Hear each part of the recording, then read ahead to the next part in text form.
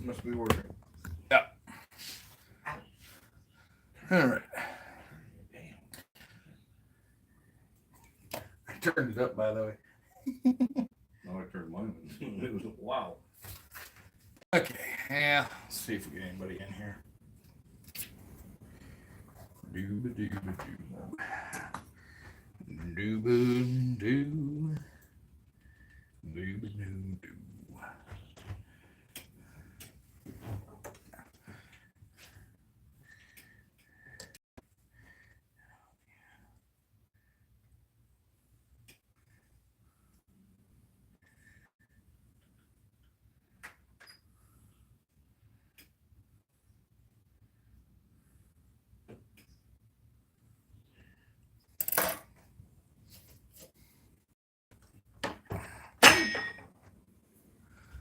All right.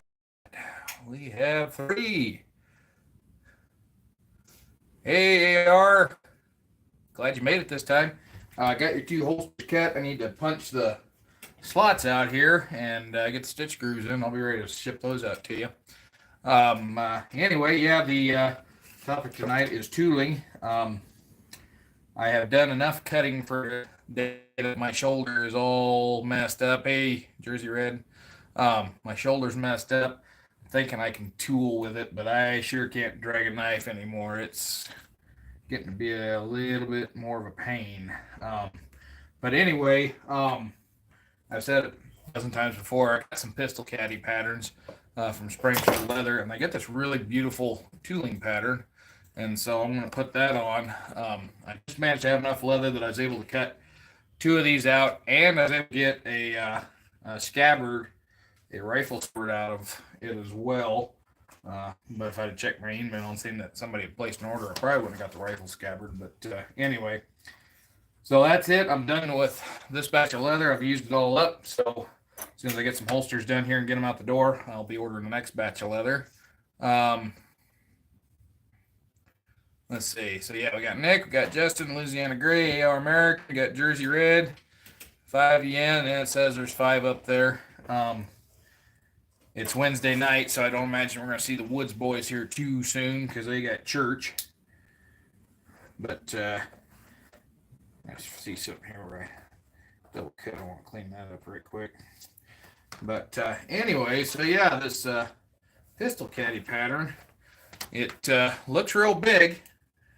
But after I folded it in half earlier, I realized that that's only going to hold maybe a 5.5-inch barreled Colt. It might get a 7-inch barrel Colt, but it's not going to be near as big when it gets folded over. But anyway, we're going to tool it up here and see if we can make her pretty. The first thing I need to do, things I want to keep using this pattern, and I just went on the light board and traced this pattern right off the one that Springfield sent me onto some poster board because I want to keep that Springfield pattern as long as I can. And as long as I've got a tracing table that I can trace stuff, we'll do it that way. But anyway, yeah, Bings, I'm going to use this on another one. I'm going to make 2 of these, I think. Although I might do basket weave on the other one. I haven't decided. But either way, I'm going to go ahead and I'm going to tape the back of this. And this will provide me a little bit of waterproof. I would laminate it. Well, it's already stuck there, so I guess that's what it's going to be. And I already screwed up. Try not to get wrinkles in it because wrinkles let water in.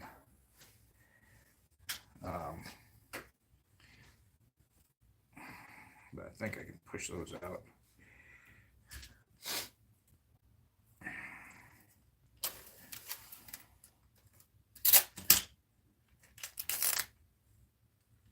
Me and tape are not getting along real well tonight. Ooh, I better cut that one too short.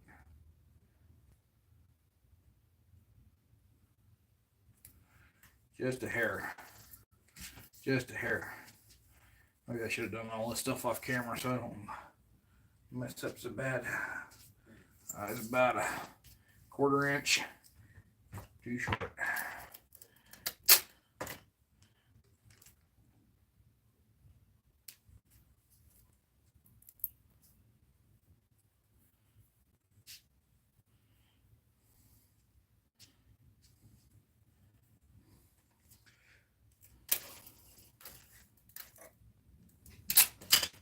half the time I'm too long, and then the other half I'm too short.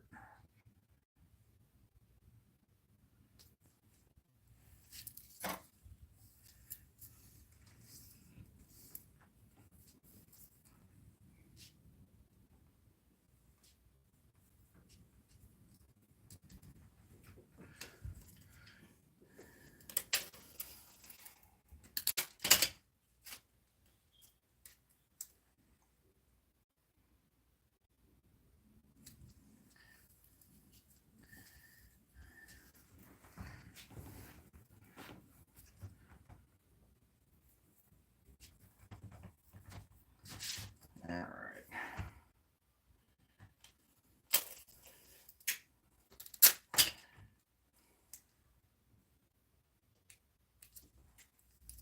Oops. Knew I was going to do that. I knew it. Right from the moment I hit it because I laid it down there. Those wrinkles aren't too terrible.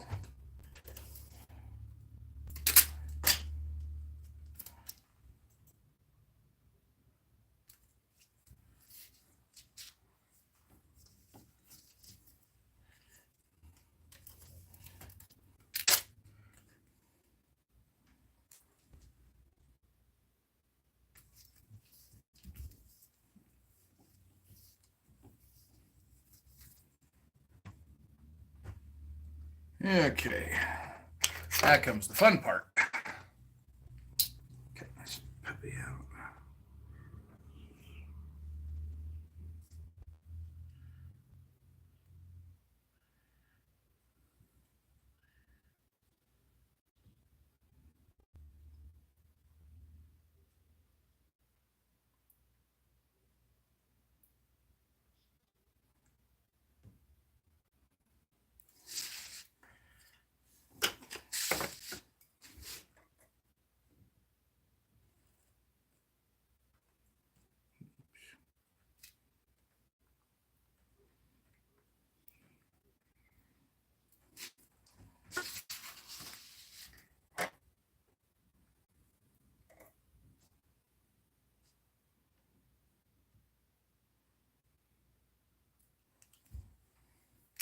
You know, it's bad when you gotta take your glasses off to see anything.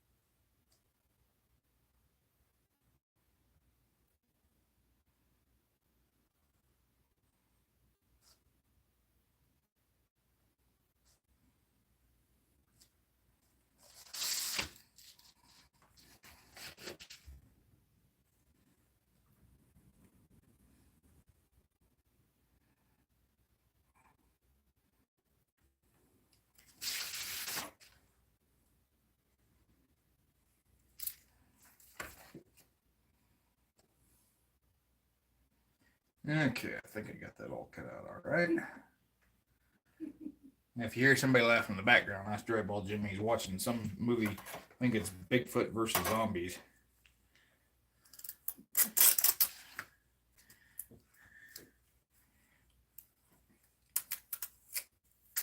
I didn't realize pressing down that hard with a knife, but you can see the outline where I cut that out.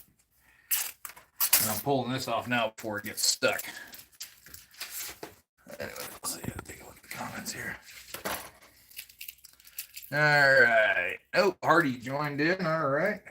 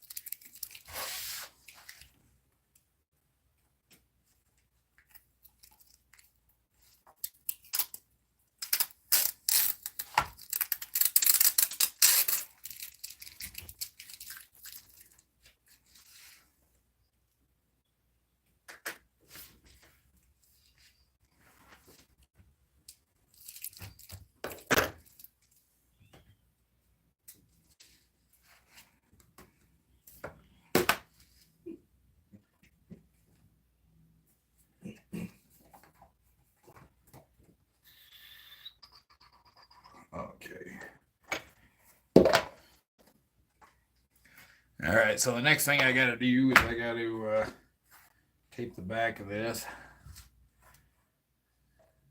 You know what? I think I'm going to wet it here right quick. And I'm using warm water here. Yeah, it's warm now. When I first got it, it was hot, though. I was afraid it was too hot. But it's cooled off now. I'm just going to wet this down real good.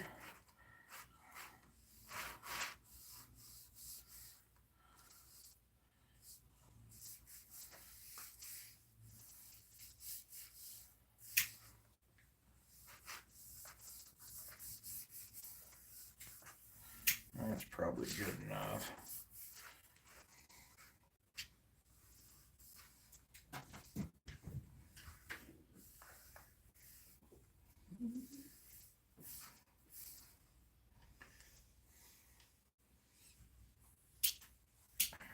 We're up to 10 here.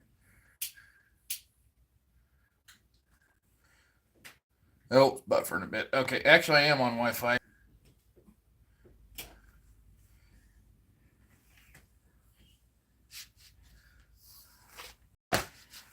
All right, so yeah, we adjusted the Wi-Fi setting there. Let me know if it's better.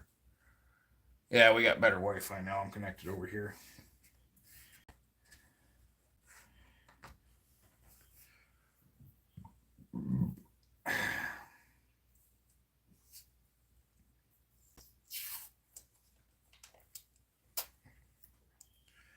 Okay, Hardy, sounds good. Got Chris Klein in. Let's see. AR American says, how much you charge to tool a floral pattern on a holster? Probably figure start at 50 and on up.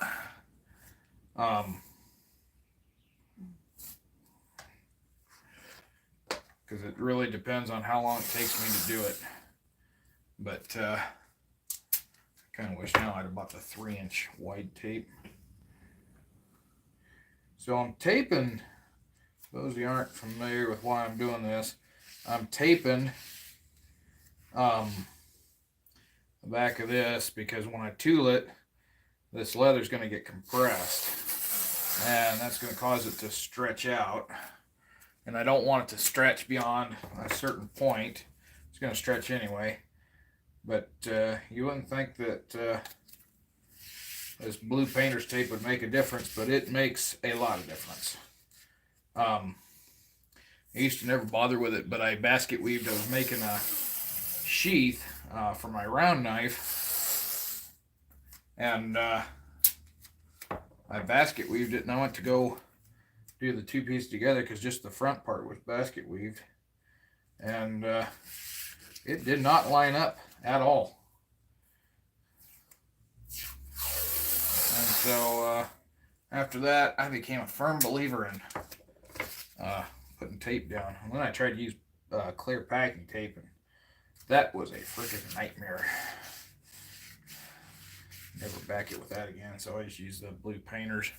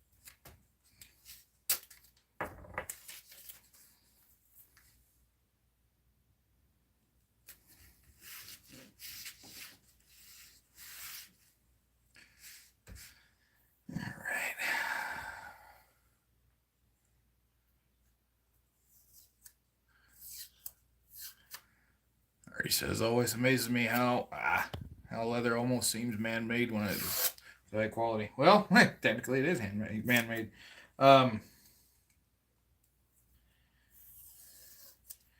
But yeah, I'm using Herman oak here, and this ain't the greatest Herman oak around. This piece is better than some of the ones that I use, but this piece is also the one that's got my shoulder hurting because it took me probably 3 minutes to cut out the mate to this, and this one took me close to 10. That's because I had to go back. I had to quadruple cut in places. This stuff is so dense, which is kind of why I decided to tool it first, because I figured if it cut that difficult, it actually might tool really decent. And of course, it might fool me and not tool with it damn either. We'll see how good my swivel knife is.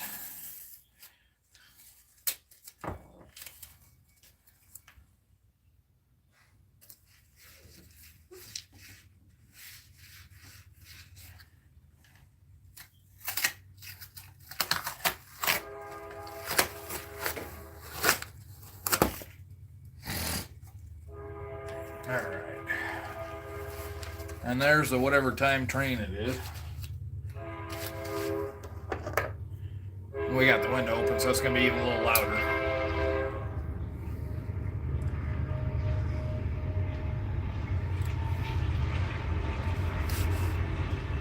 Hey, Snapper, how's it going?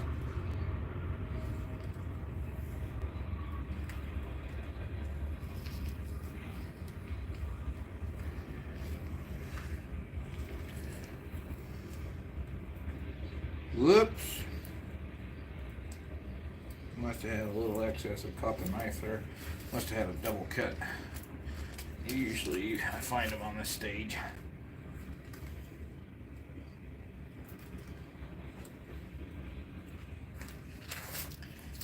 Alright. Oh. Dadgummit, I shouldn't have done that on that. Yeah, well, I hope that tool's out. Never even thought about putting it down wet and rubbing that tape on there, and all the marks coming off of this cutting mat rubbing off on it. I probably should have done it right on the stone surface. Oops. Well, we'll get to see how well that covers up. God dang it.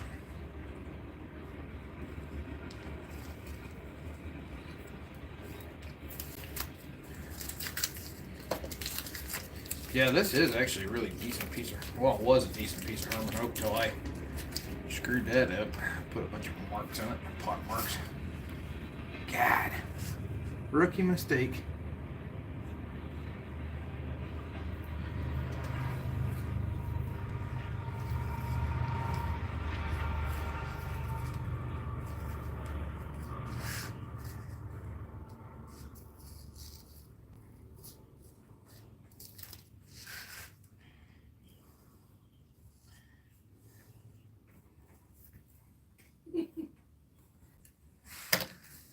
Some of the spots where I was cutting that leather is where I was having to double cut on that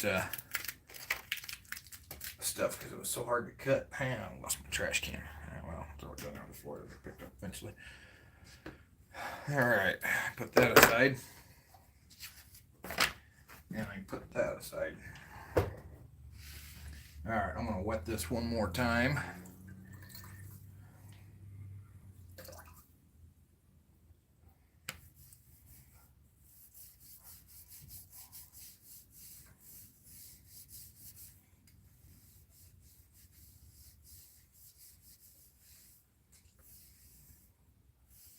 Yeah, I should put a line in it down there. I think this stuff will tool out though.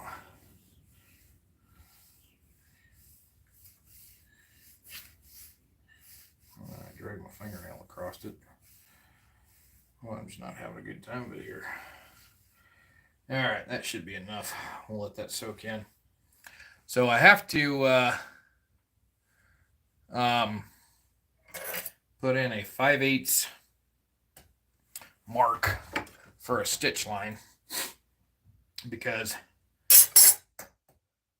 excuse me. Ooh, dang it. Got to put in a 5/8 mark because the liner, the sheepskin liner, It goes in is actually a little bit smaller. It comes in about a 1/2 inch. And it's not consistent on its distance around, so I'm going to mark it. 5/8 was the one measurement that I could get the same all the way around. I can get into the sheep wool liner. So I'm going to go ahead and mark that.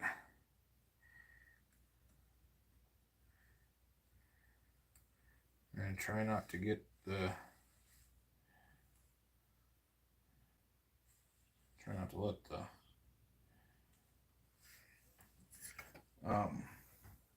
should have double checked that first. Yeah, 5/8. Okay. Whew. Measure twice, cut once. All right. So, yeah, I let it run up on me.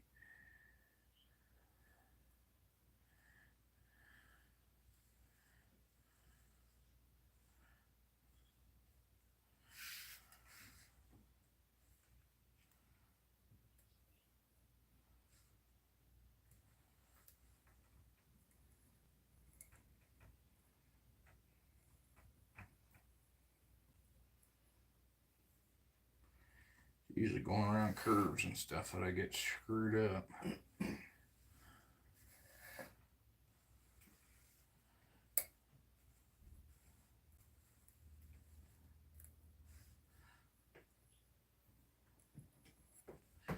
All right, so that'll be my stitch groove. So I'll cut that with the stitch groover when I get to that point. All right, let's see here. Then my next step, set the compass aside, is I got to kind of center this. And the pattern didn't come with any instructions on centering it. So I'm going to just kind of eyeball it as best as I can.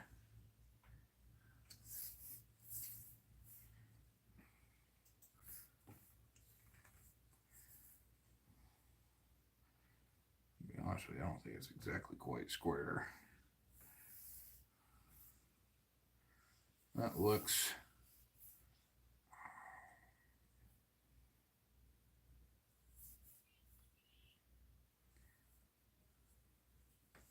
terrible.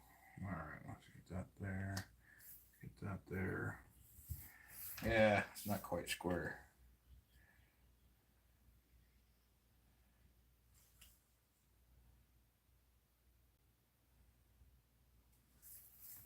Yeah, it's not quite square up here. Oh well, it'll be what's going to be. And the lines were so wide on it when I traced it, that could be what threw it off too. But to make sure this stays in place, I got a Springfield leather dead weight. It's actually my uncle's. I'm going to put that on there. I don't want to put any other weight because I don't want to mark the leather, but these do pretty good. And then, if I can find my stylus. Oh boy, I've got 15 of those dadgum things, and I'm always losing them. And I just cleaned up here. I know I had one on the counter, and I cleaned things up, and there it is. Disappeared on me. So I just use a ballpoint stylus, and I'm going to go around it and mark all these lines out. And I'll catch up on the chat here. Let's see. Thank you, Louisiana Gray.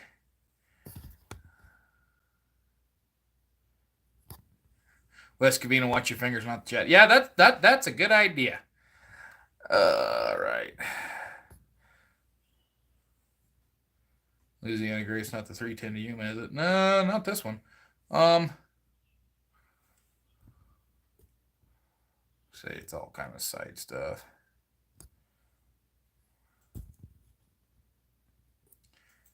Yeah, Hardy, tooling covers up the big mistakes. We'll see how that other one tools. It's not as cosmetically good a piece of leather.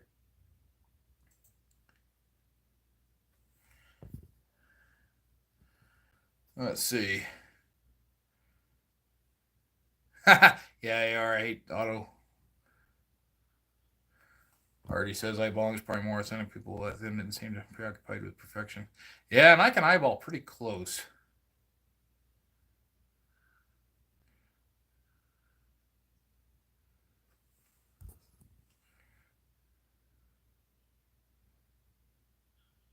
Yeah, Louisiana. All right.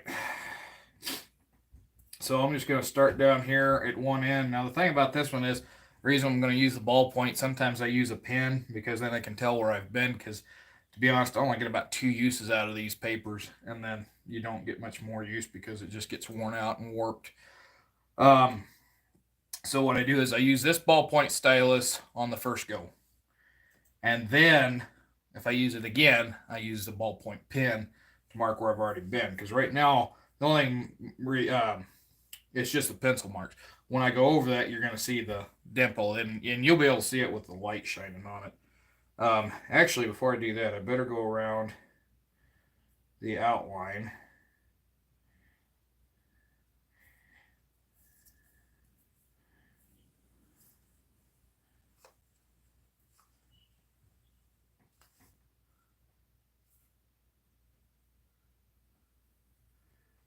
And look at see how off center this is, but once it's folded over and completed, I don't think it's going to be that apparent.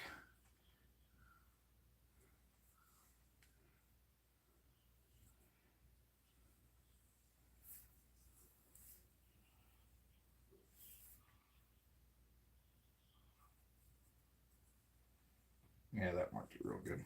All right. And when I go around this edge, I'm not going to just cut it with a single. I've got a beater blade. I'm going to cut a bead on the edge of it. And if we get that far tonight, we'll see how that turns out. So I just start tracing over my pencil lines.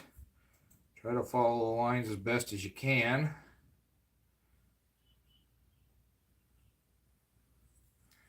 And then I always kind of double check.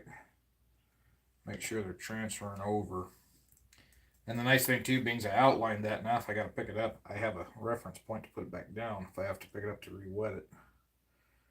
Which I don't think I'll have to do.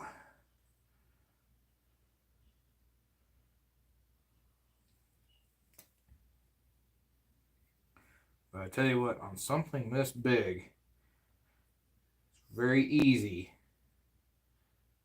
to get distracted and miss lines. When I was tracing it, thought I was done, and my uncle pointed out a line that I missed. It was a pretty good sized line. In fact, I think it was that one right there. And after he pointed that out, I looked and there was another little short line that I missed. In fact, I can see one I missed right there.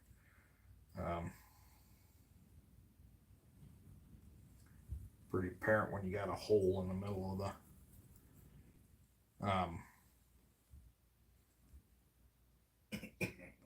and it was supposed to go like that. I see which one I missed right there. Actually, I probably didn't miss it. It probably wasn't on the pattern, because that pattern tracing they sent was not the best I seen, but it was more than enough to work with.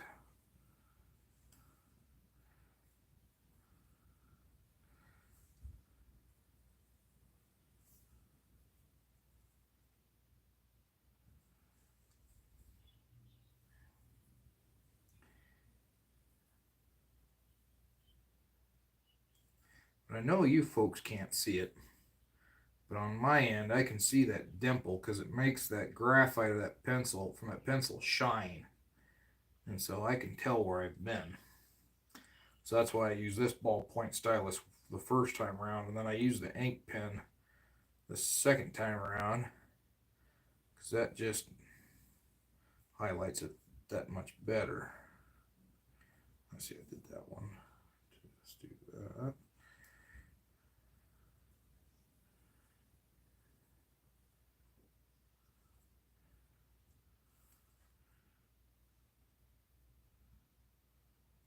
You notice I haven't done this flower yet. I like to kind of get everything around them done and then do the flower. I was actually going to see if I can get my maker's mark to fit in one of those flowers, but I don't think it will.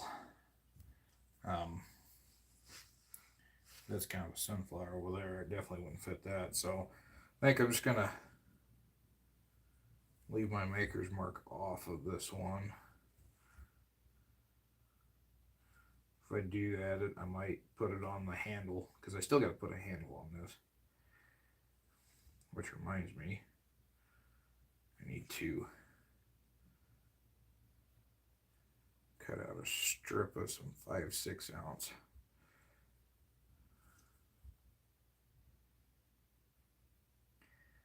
I don't know why they had that kink in that one. All right, so we got everything around this flower, so now I'm going to do this flower.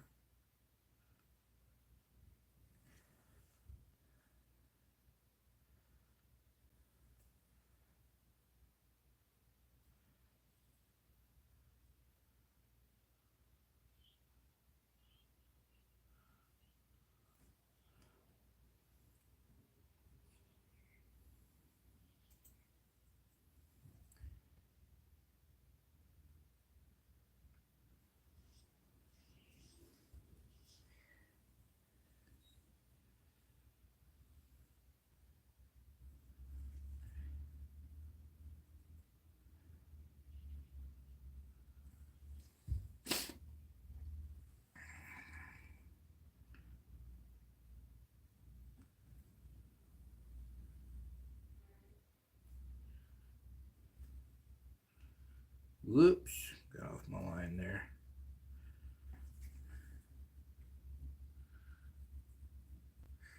Funny is I really can't draw a curve going up. I can draw a curve going down real easy, but I'm not very good at it going up.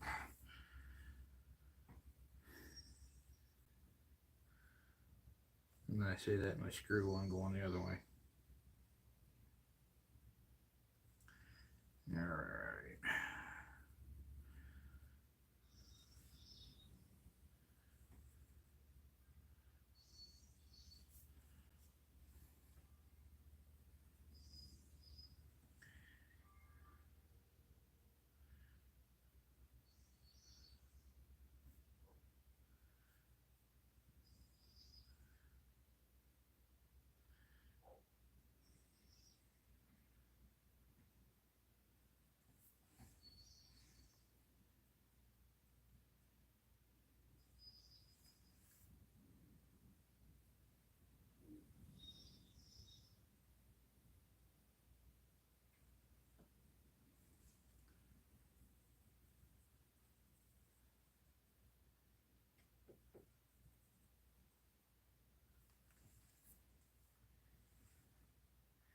All right. I think we'll go clockwise here. Got a little one there.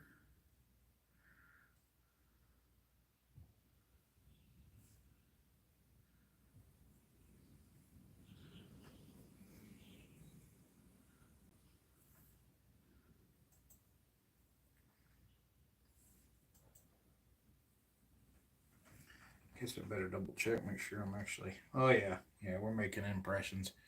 I don't know how well you all can see that, but we're making some headway there. Might have to wet it again.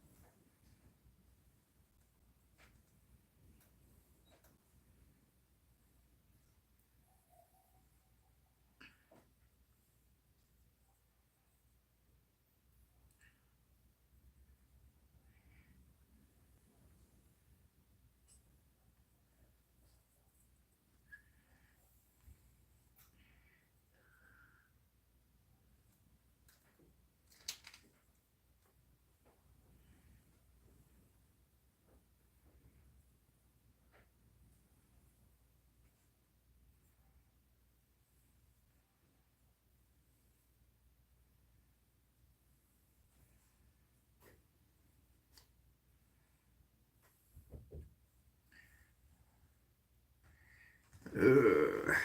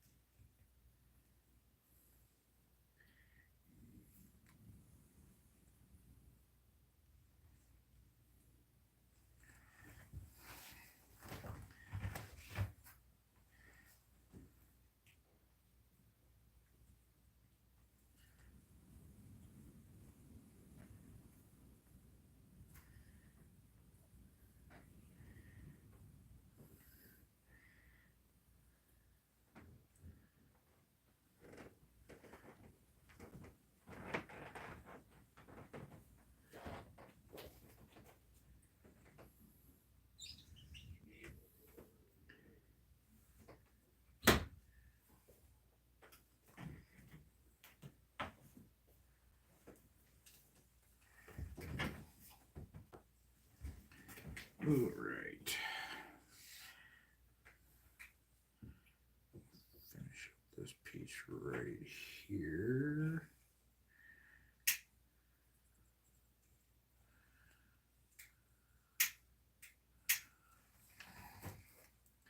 Give my hand a little bit of a break. See how I got here.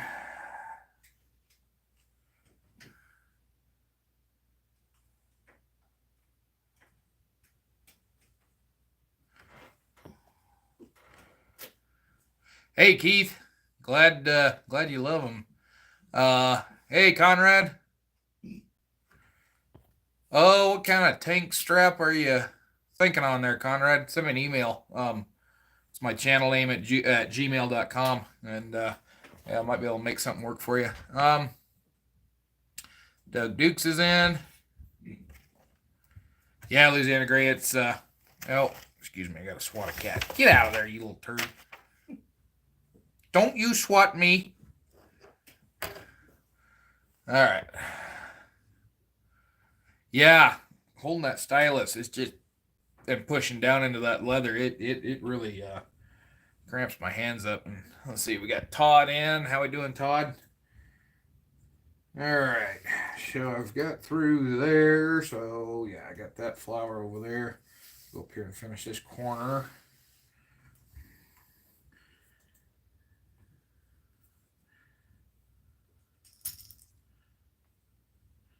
Man, there's a lot going on with this pattern.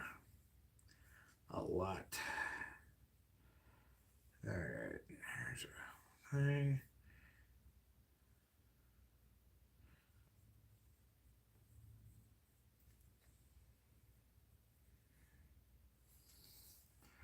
That is going to be a long cut.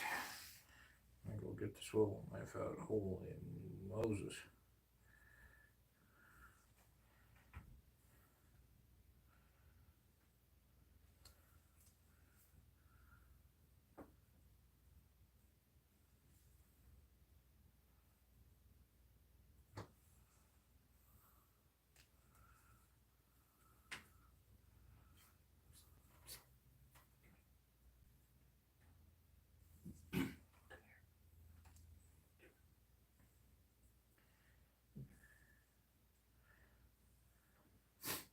Ooh, I think I missed another line.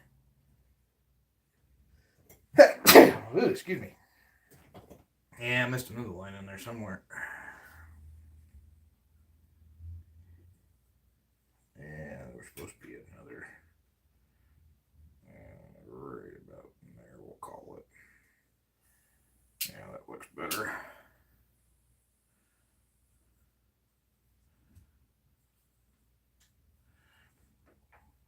One of these days, I'll learn how to do this freehand, where I just sit here and pencil it on the leather and then cut it. But that ain't gonna be anytime soon.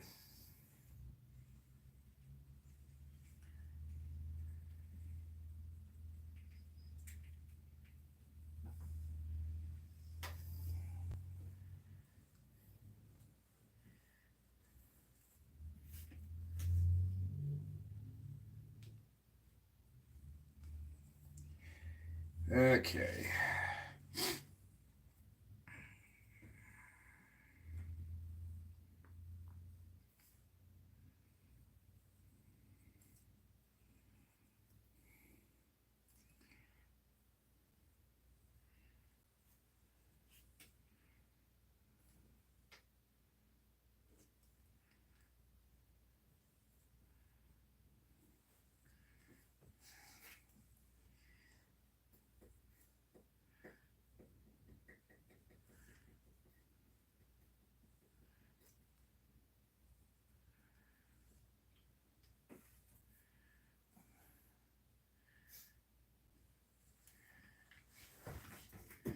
All right, I think I got everything around that flower.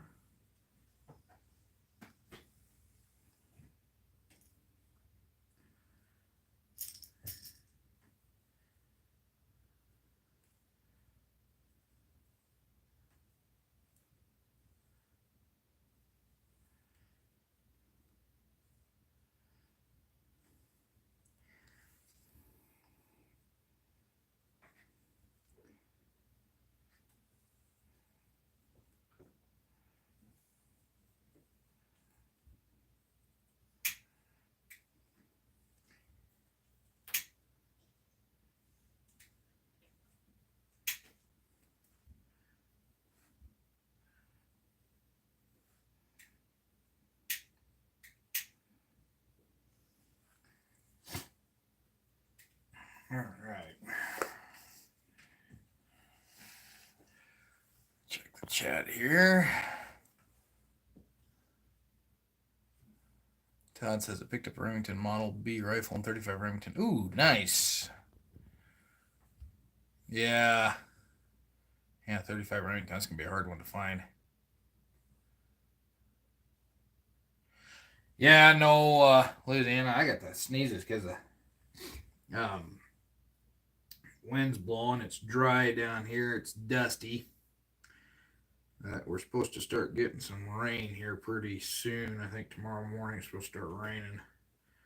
That's nice for a few days, and then it socks in for about 3, which we need it.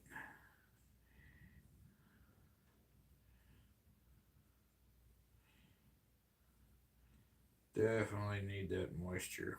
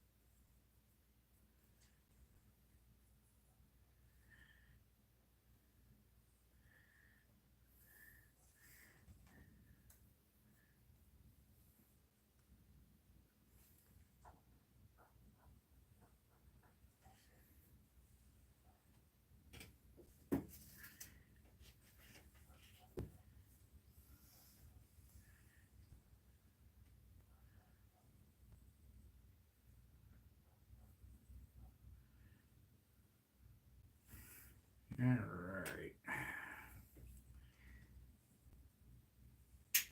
We might actually get to cut something here tonight.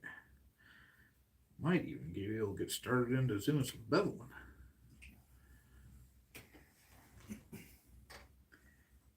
haven't got that far over yet.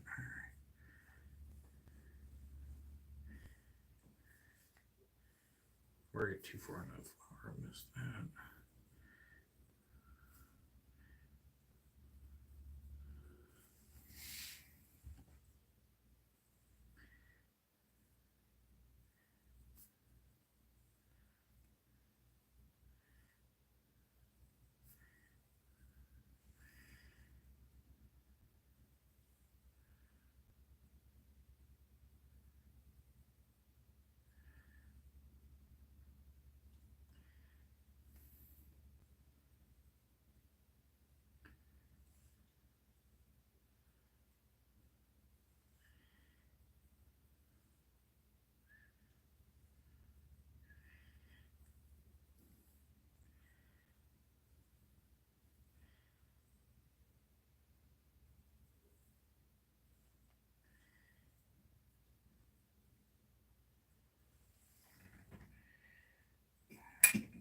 Okay, I gotta have a Coca-Cola break here.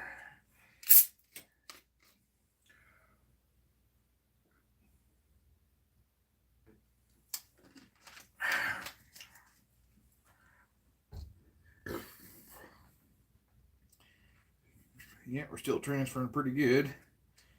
Well, it's feeling pretty dry on the surface. I think I got enough I can finish up here. Just keep going along. Okay, this is a weird leaf. I've never tooled a leaf like this, so it'll be interesting to see how this one turns out.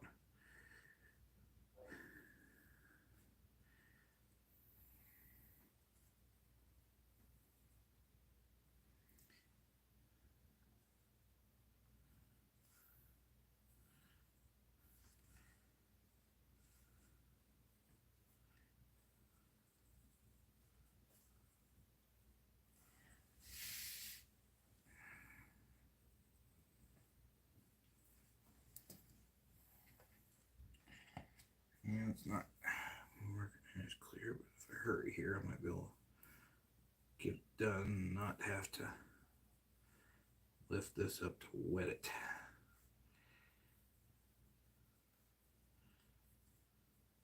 course, I don't want to hurry too much because then you make mistakes.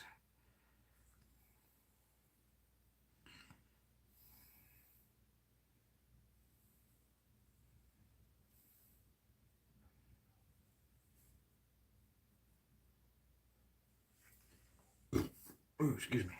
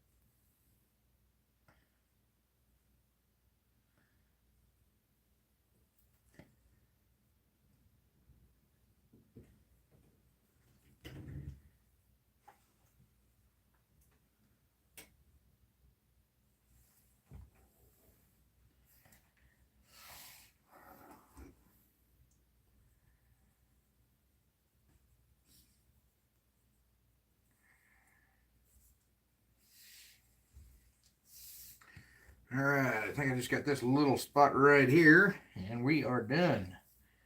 Better check and make sure, yeah, everything transferred real good there.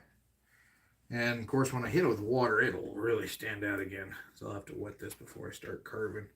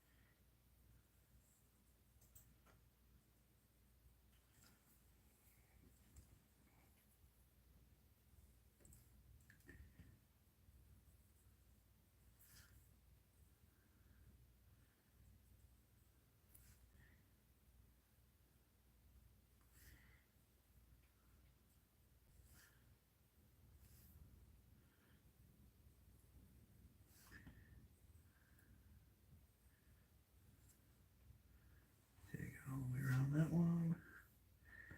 Do the center of this flower, and man, this one's got a lot of petals on it.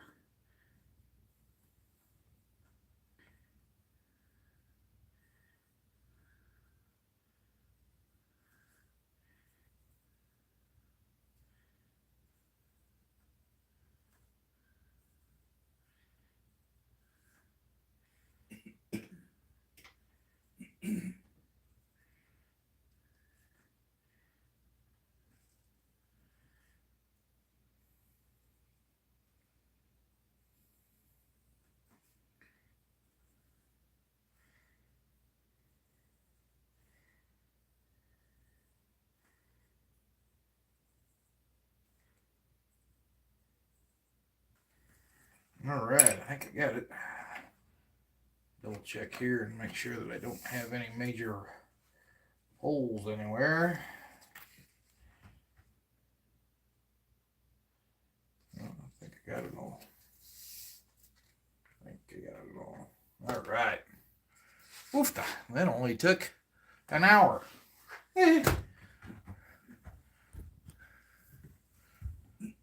Let's see here. Model 8, not Model B. Okay, yeah, I figured it's... I knew which one you were talking about.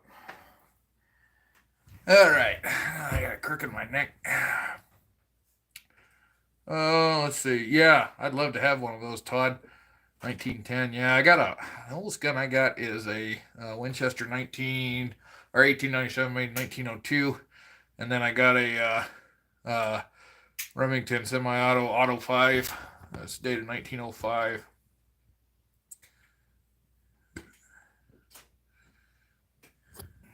Yeah, Todd, yeah, that's pretty daggone close. And I used to smoke Royal Roll Reds too. I even used to pull the filter off them.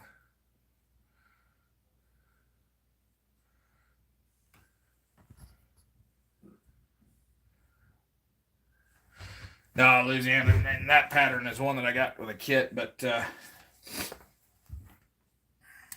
yeah, and this is a lot bigger than like a holster face. A holster face, that one, yeah, it would only be about as big as that. I don't take near as long. In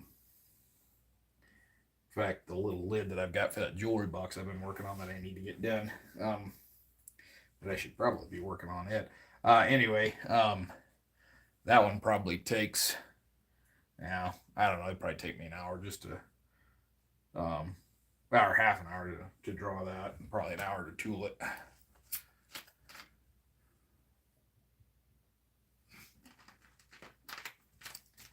Depends on how detailed it gets. All right, now the fun begins. That's the first thing I got to do is try to find out where my beater blade is at, because I need to cut that bead first off. Let's see what blade Leroy's got on his.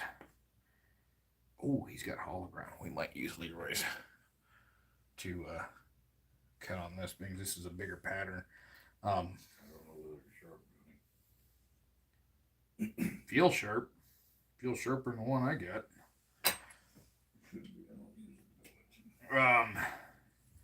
But I need to get my beater blade out. Oh, shit.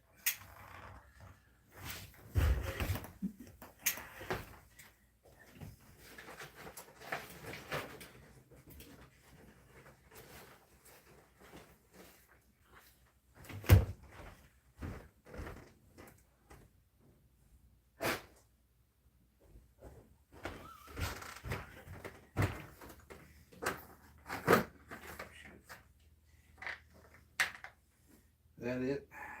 Feels like it. Yeah, that's it.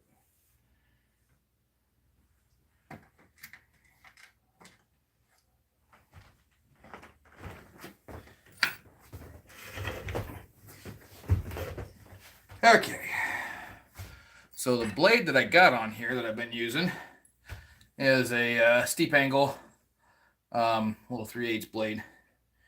And I've been using that because when you're doing small stuff, it's just so much easier to get around a tight curve. Although I need to, excuse me, I really need to go get this one sharpened a little better. For right now, I'm going to stick that right over here. Yeah, I guess I'll leave it right here so I can lose it again. This blade that I'm putting in here, let's see, it doesn't have flat spots, so I guess I'll just put it in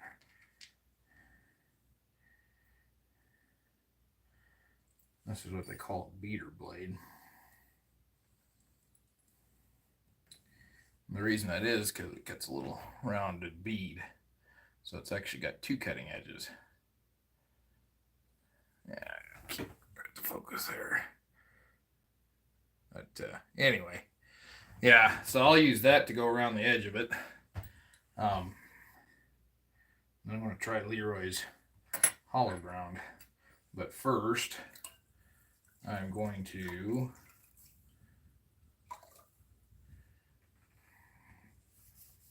get this wet again because it is definitely getting more dry. And I found out on that thin leather, that stuff you can get too wet, too fast, and it'll get dry on you super fast. That 5 to 6 ounce size tooling for that jewelry box, man alive. I got it so wet there that it started the grain started sticking to the bruiser I was using on it. I was doing the leaves and it was sticking to it real bad. See what I told you on that eyeballing, that pattern wasn't quite square. I think it's when I was tracing it, but not how much distance up here as there is, say, over here on this side. So it wasn't quite square to the pattern.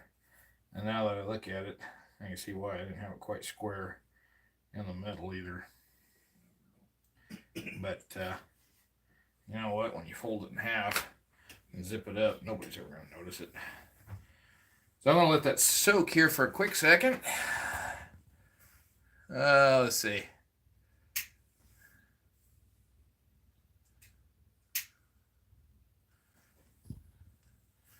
Yeah, Louisiana, I'm kind of excited for this one.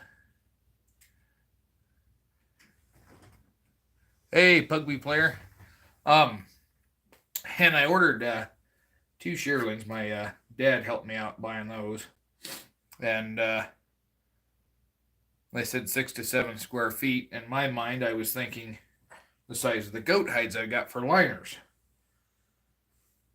And then they came in, and I realized I was off. The goat hides are 2 square feet. And so I've got more sheep wool than I know what to do with right now. I got enough sheep wool, I could do about 10 of these. So we're going to see. I might make a shotgun case or something and use some sheep wool on it. But for right now, I'm just going to use one of them for a couple of these and see if I can sell them. But I don't even know what time it is here. It is, it's almost 8 o'clock. So yeah, we'll go for a while here till I get tired or people quit watching. So on this beater blade, this is rounded all the way around. But if you have a square corner, here I'll give a quick demo. Piece of scrap here. Boy, that got too wet.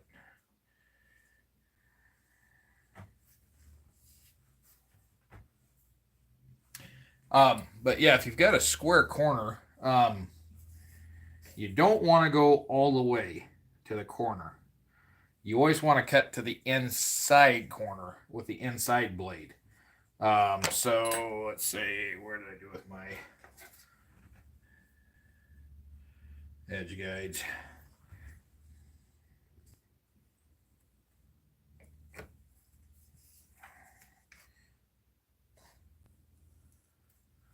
You can tell I've been doing that long enough that I know exactly where to stop and start.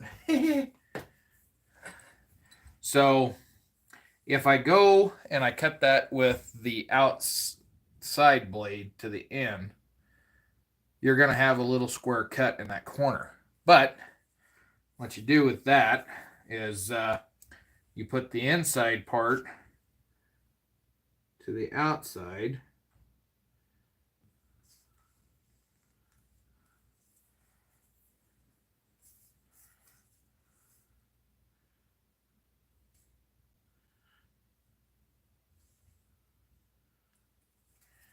And you come in like that, and then you just connect the corner with a straight blade. And then that way you've got a perfect seam all the way around. But that's only when you're cutting on a square corner. Like I said, this one's round, so I don't have to worry about that near as much. And I still don't think I got that leather quite wet enough, but we're going to go ahead and give it a try. I don't want to get it over wet. So I'm just going to set my beater blade right inside that mark. And we're going to go around, and I've already jumped my mark. There. One thing I got about this beater blade is it is a little bit difficult to control.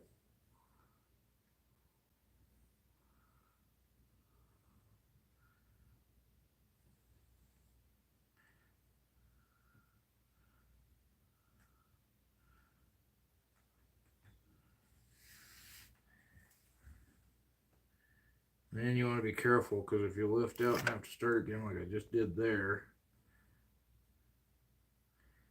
you can double cut, and then you have little hairs hanging around, little leather hairs.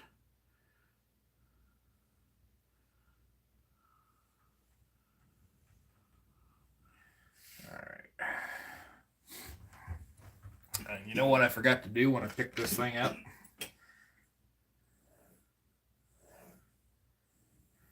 Forgot to strap.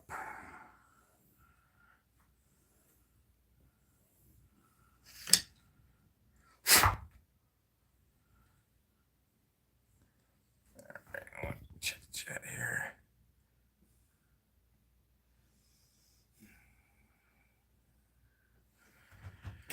Yeah, Pugby, and I just cut out a Henry, or well, I should say, cut out a scabbard for my Henry. Uberti made Henry, the original 1860 Army, or 1860 Henry, not 1860 Army. But yeah, I just cut one of those out. I got thinking, it'd be nice to. I've been wanted for a rifle scabbard for a long time. And a buddy of mine had a bunch of them out there, and I just laid one out right quick and got the idea for the pattern. I can copy it real close, but I got the idea of where the rifle should sit in it and drew that out and modified it to my liking. And when I sit there and looked at it, and I thought, I may not make mine with the tabs that I've got on now, which I can cut the tabs off. That's no big deal, but I may make mine without those.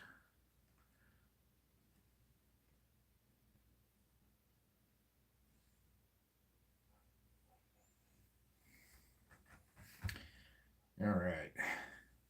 And some people will go back over and cut over again, just run that over again, because the more you run over and over, this is a rounded head, it will round that leather. But my experience,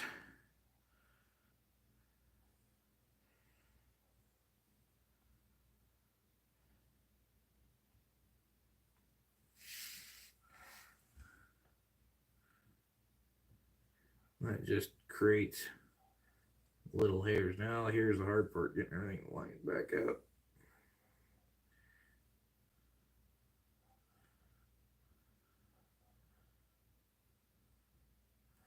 I'm going to cut that around a little bit. Yeah, see, I started a double cut right there. Cut that around it just a hair. All right. Then always remember, when you get done with your blade, put your little rubber end cap back on it. That protects that blade. Okay. Chris Klein, can you make a shooting bag? Oh, I probably could.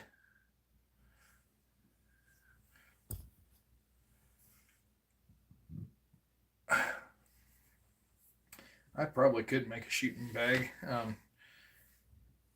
Depending on what you wanted.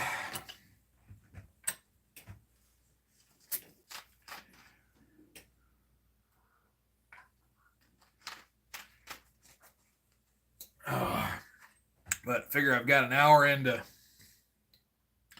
drawing this thing out. I've probably got an hour and a half of carving here tonight.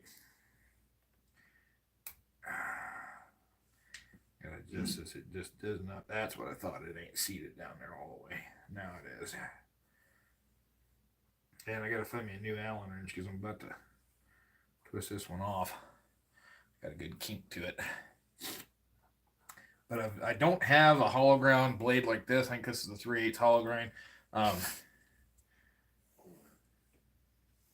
This hollow ground one? It's supposed to be a quarter. Is it a quarter? It's supposed to be. I think it's 3/8. You're right. 3/8 quarter. Yeah, I got it's quarter. Oh, okay. Oh no, it's my angle that's a 3/8. That's what I thought. My angle is 3. Anyway, this is a 3/8 hollow grind. I think the blade that came with this knife was like a half. Yeah, it was a half. And trying to cut anything besides straight lines just drove me nuts. So that's when I got that steep cut. And then I've got one in there. It's a small, really small steep cut because I did that. I got that. I made some knife slips from my friend that I was living with up there in Wyoming for a while because her knives are always getting dull in the drawer. So I made some slips to put on to protect the edges. And I tooled them for just for practice. And I got that tiny little blade, and I needed that tiny little blade. Trying to tool those things was a pain. Okay. First thing I'm going to do is I'm going to go ahead and wet this again.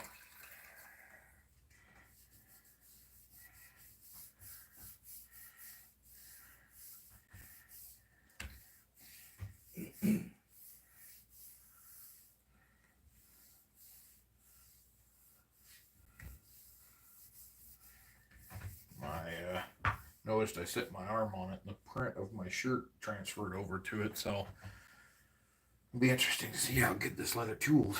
Alright. Let that soak in there a minute. Read the chat one more time here. Hey Garza. Yeah, Chris, I could probably make a simple shooting bag, just whatever, yeah. I have to look and see if there's any patterns out there, if they're cheap. If not, I could come up with a pattern pretty easy. I'm going to start here on the edge. So, oh my goodness. Oh my goodness, that cut's beautiful. This might have to follow me to Wyoming. Holy schnockers. Alright, I think the reason now why I was fighting with that other steep bevel blade is because that sucker wasn't sharp enough. This thing is just gliding through here like butter.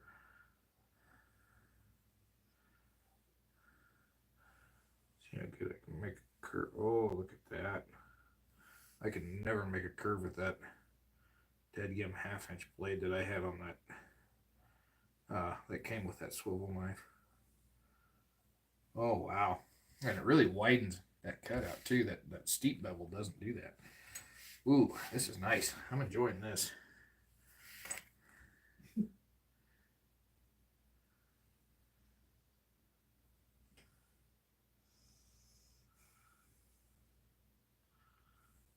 Yeah, I shouldn't have lifted up on that one, dang. I wasn't. Thought I was done with that cut, and I wasn't.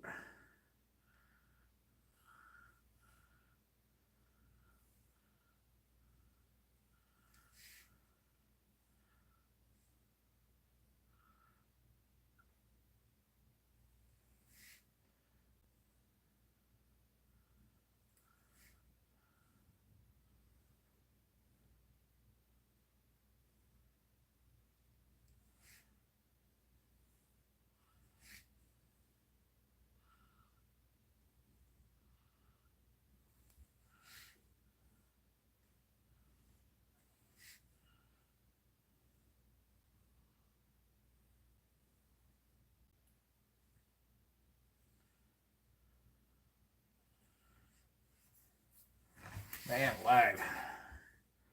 I love this blade.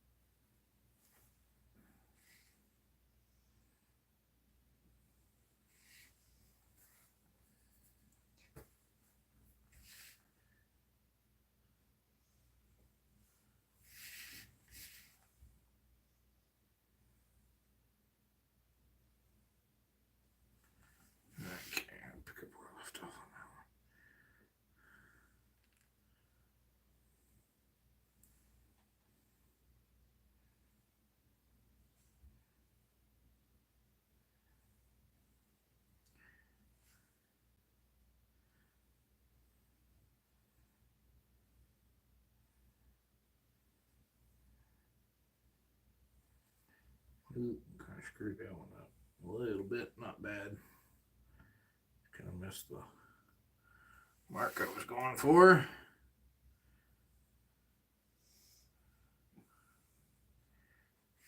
Okay, I got one right there.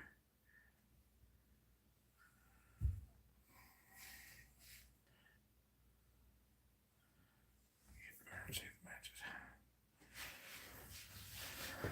I'm liking this little 3/8 or quarter, whatever it is, hollow grind.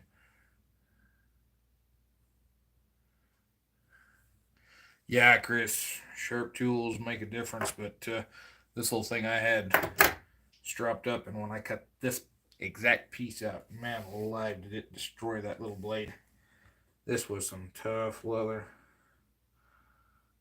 but my goodness, is it tooling beautifully. Or, well, I should say, it is curving beautifully.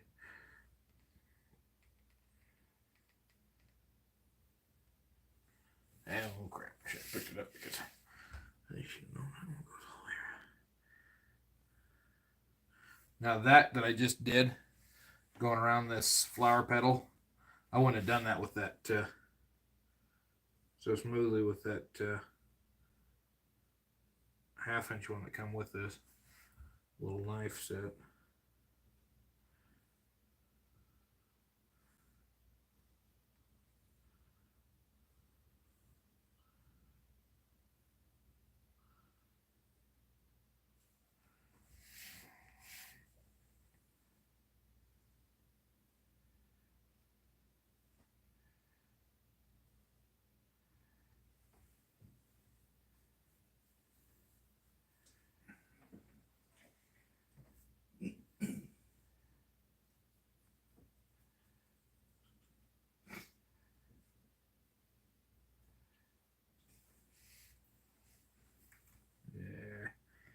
Yeah, do a real nice job there.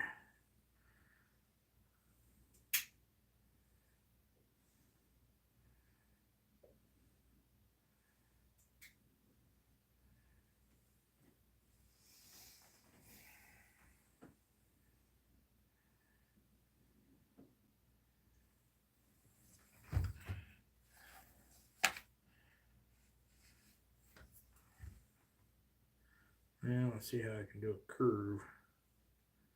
Tight curve. Not bad. Not bad. Just had to spin this all the way around to realize that there was no way I was gonna be able to cut that at a different angle.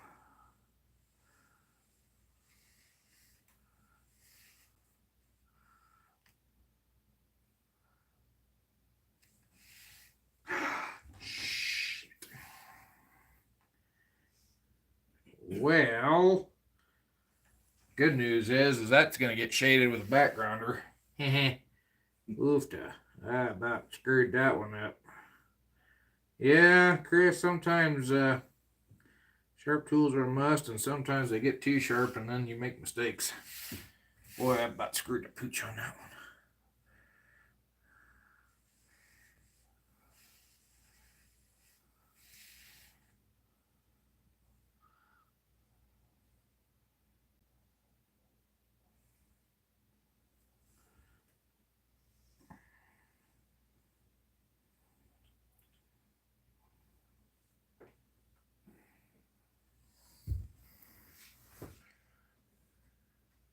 Yeah, Louisiana, you got a fair point there. You have a fair point.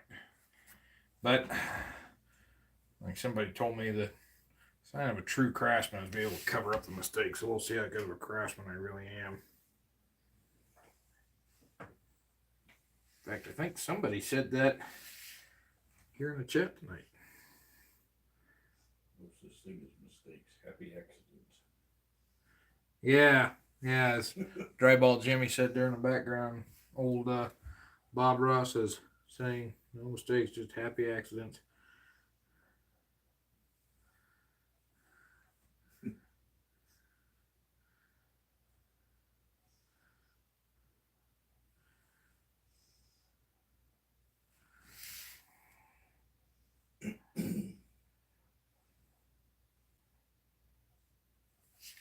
And the hard thing is to believe about that man is he was a drill sergeant.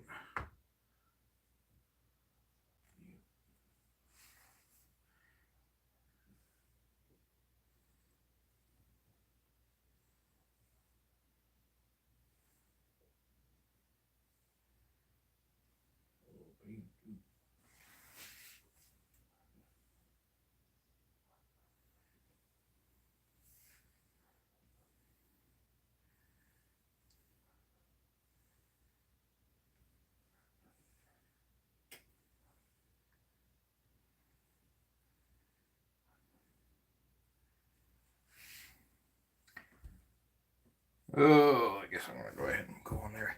Kind of reluctant to do those leaves because they've got such a zigzaggy edge, and me and zigzaggy edges and these knives are don't always get along. But I'll try one here in a minute and see, and if I can't get it that detailed, I'll swap back to the steep angle beveler.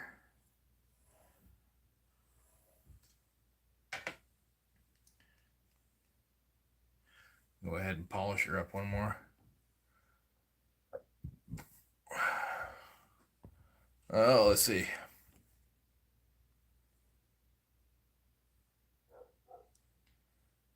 Let's see. Chris Sky says I'm a horseshoer, and I'll be the. So you can make horseshoes without putting a few dents in them. Yeah, that's true.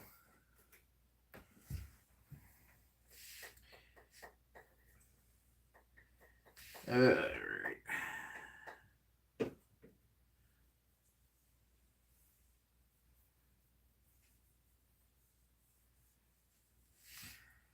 And you can really tell the difference too when you strop these. Cause I noticed this one was starting to get a little wonky on me, and I missed the line on that one, but I intentionally did it because I was going to be real tight to that other line. And I can cut them that way, but the problem is when you go in, you start beveling, as they just kind of melt into one another, and they don't look very good. So sometimes after when I'm cutting, I'll actually go and space those out. But anyway.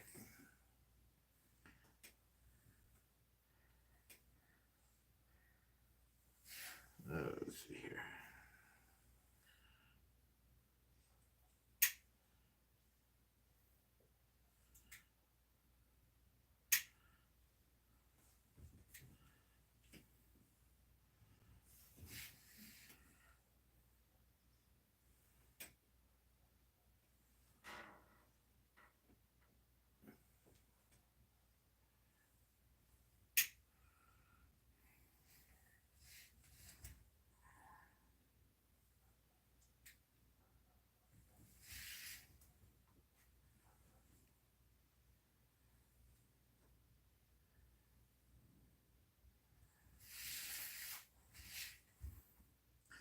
I don't know why I just turned that one that way, but I sure did.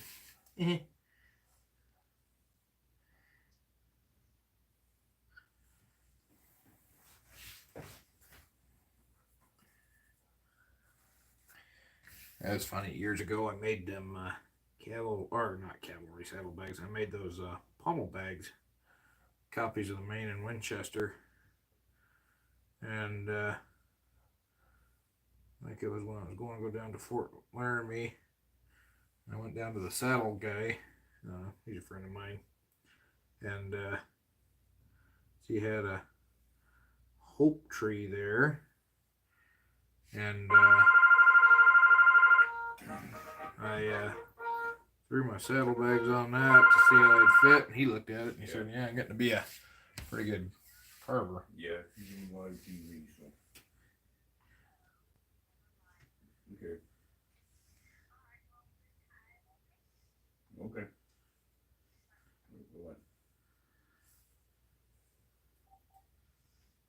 Nick, you want me to go get my dogs, get them to quit barking?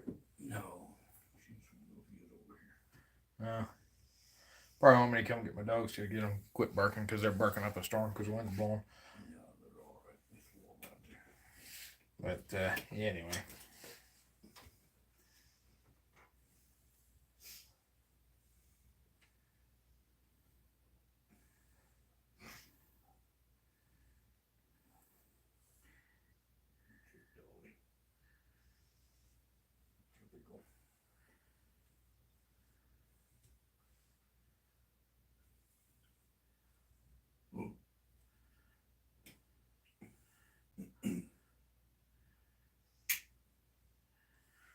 And to prove that my dog will bark at anything, my dog Dolly, one night I brought her out when she was a puppy because she had to go potty. I brought her out. She started barking at her own shadow. Hey, Lone Dragoon.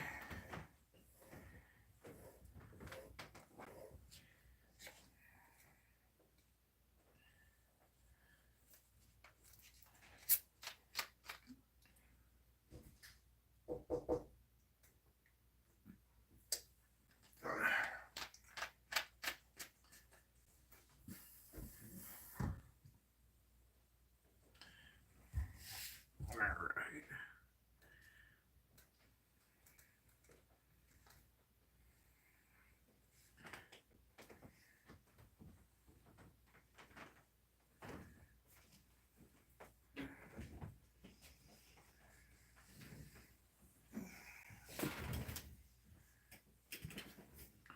Oh, is this that long son of a gun?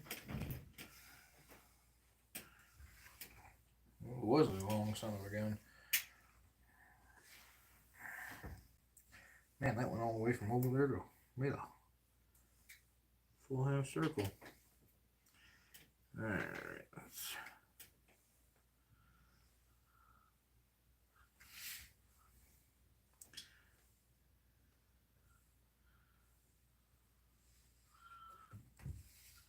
Ooh, that one gets really close there.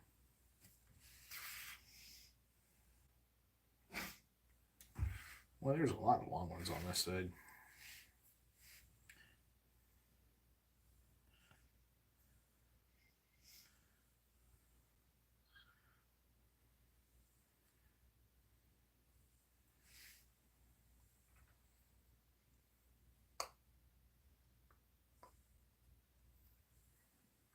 Sorry, I had a sharp spot on my pinky finger on my fingernail. It was notice it's been digging into the leather, so I'm getting that out of the way.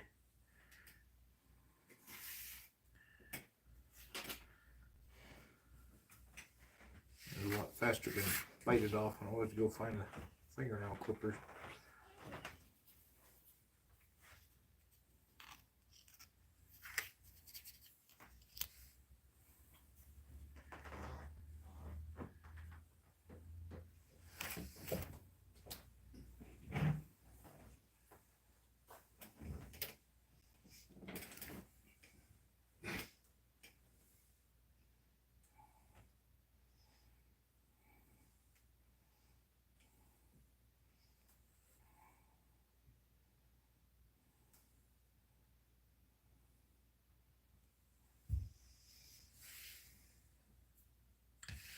Ugh. Alright.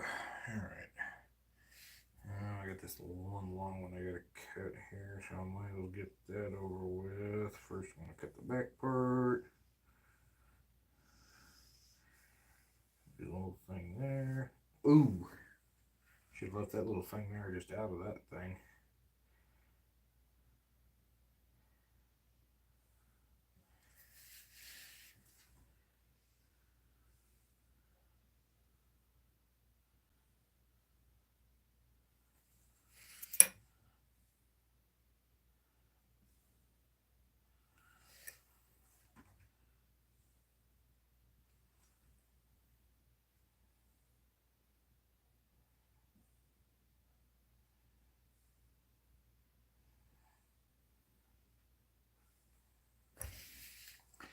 I'm starting to be a real firm believer in this hollow ground knife.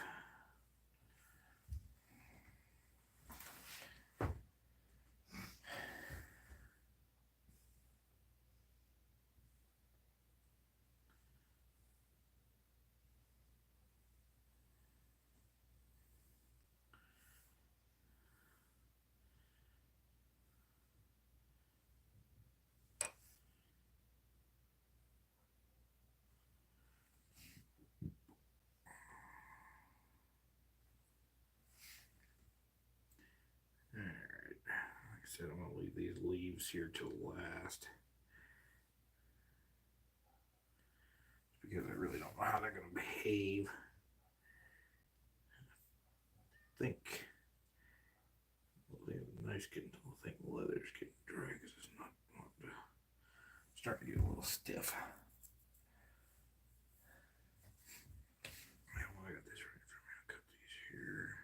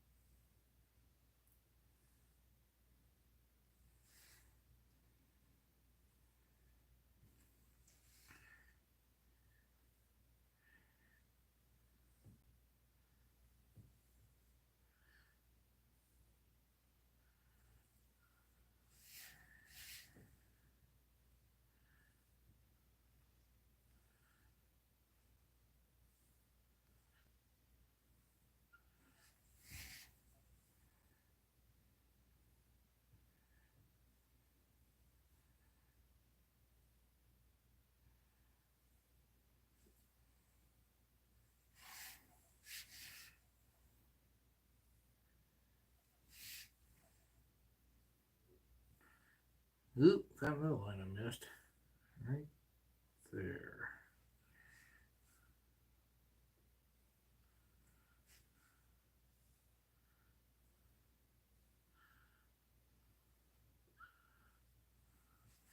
Yeah, she's starting to get a little dry.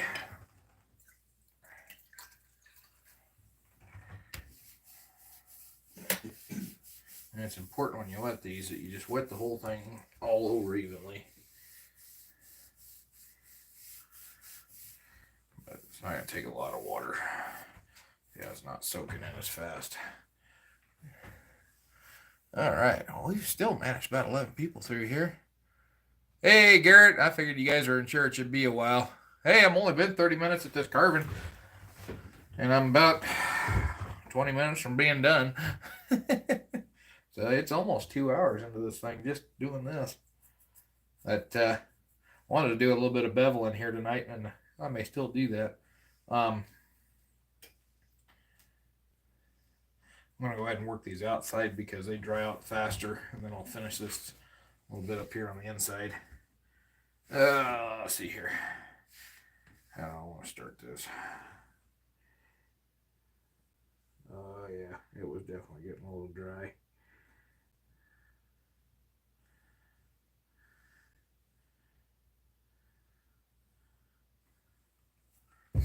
I'd have never made that cut with that other blade.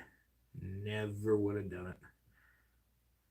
It would have hung up and bogged out on me. I am loving this hollow grind blade. I'm going to have to get one. Well, let's see. Jay Wheeler's in.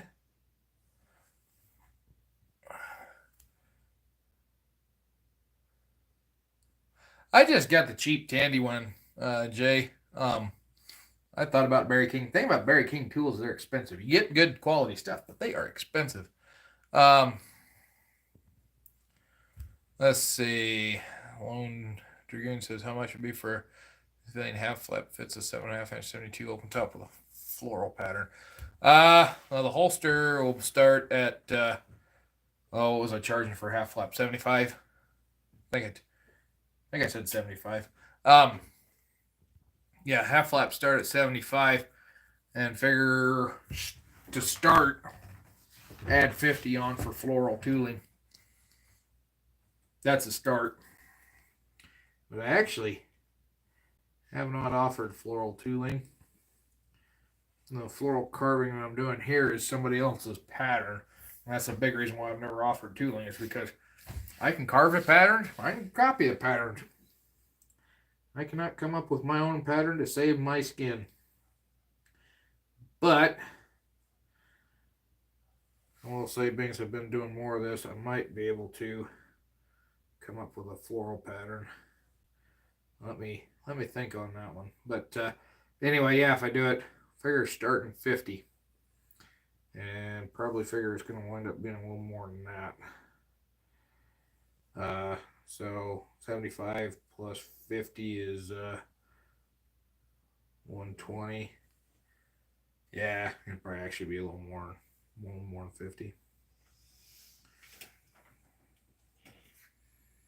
Really comes down to how long it takes me to do it. And I've been charging $15 an hour for my time that I put into these. And I think here pretty soon it's going to go up to $20 an hour. Just mainly because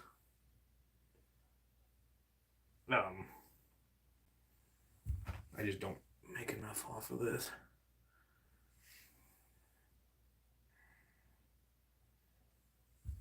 But yeah, probably gonna go up to 20. That, and a lot of people told me I just don't charge enough. I get that a lot.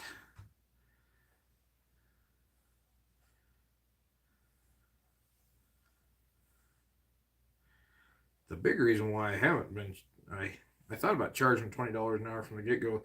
Big reason I hadn't been is because I hand stitch everything. So $20 an hour, that gets pretty spendy.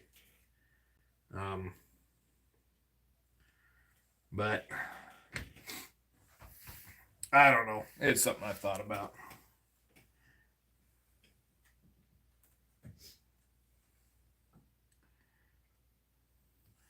My dad thinks I should be asking for about 300 on these pistol caddies.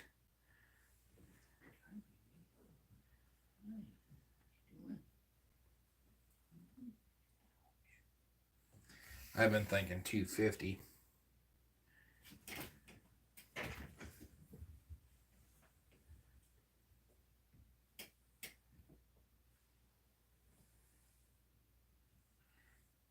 Did I miss a line in there?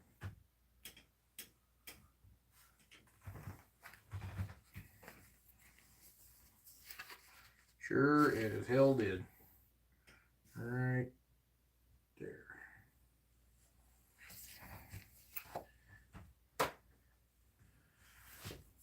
See, I told you, you always wind up missing one little line somewhere.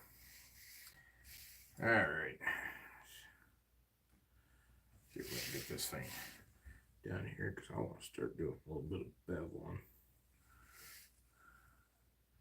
Oh, this is going to be a fun one to cut because it's got really tight.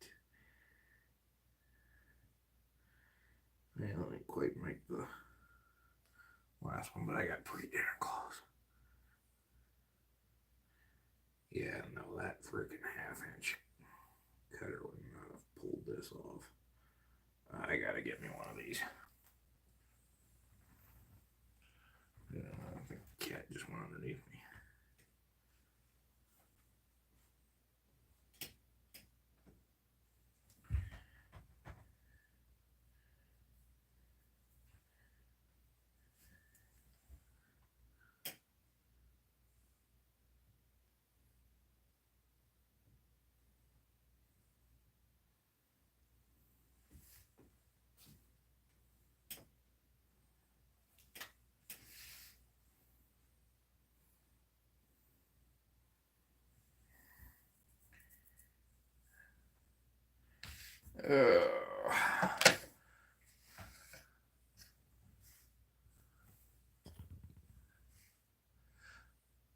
Oh, Lone Dragoon. Okay, yeah. That was the one I just replied to you today about. Yeah, yeah. You just missed getting in this batch because I'd sent an email out to some other folks that had placed orders with me a while back, see if anybody was still interested.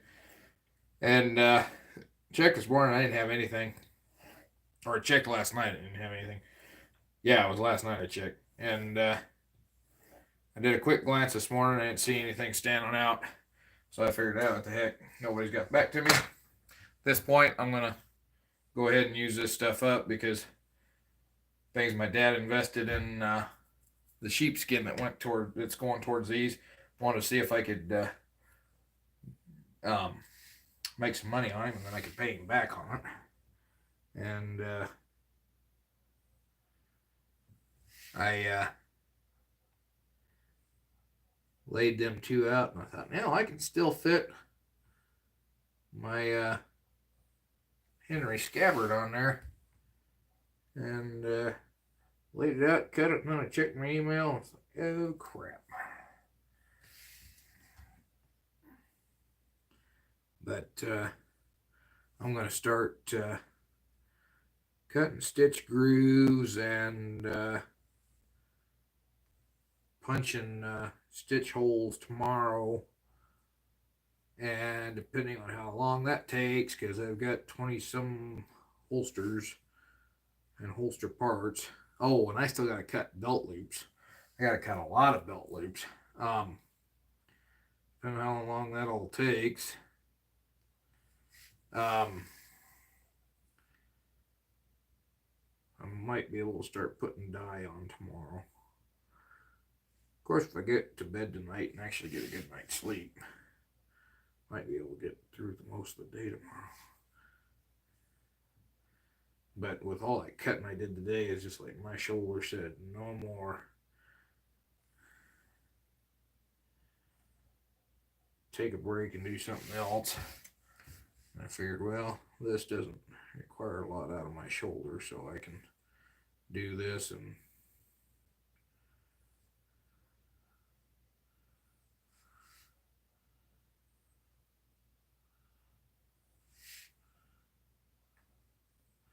because most of the time I'm resting my arm down here on the table.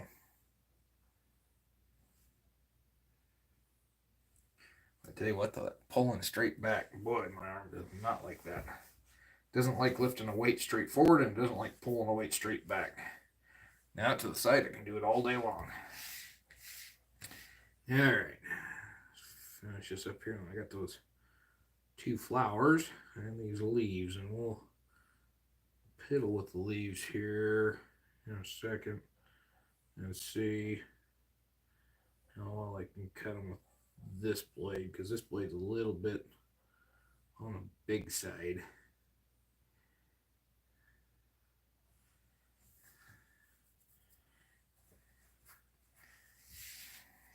Oh, I got 3 flowers. 4 flowers to cut. What the heck am I doing? How in the heck did I miss all of... This will be the easiest one right here.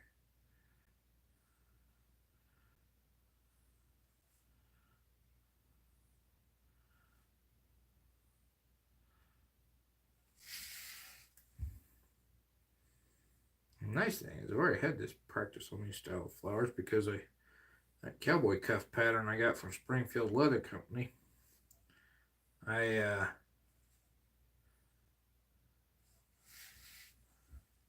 did the floral tooling for my set, and they've got the very similar flowers on them.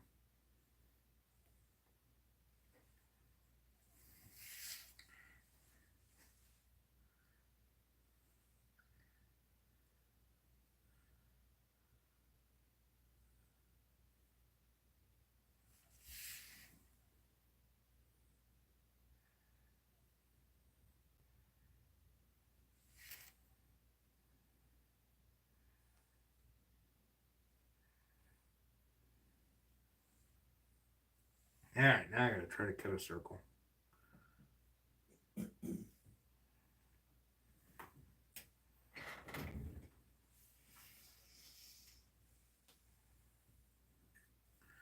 Well, I almost did a circle. It's an ugly circle, but it's a circle.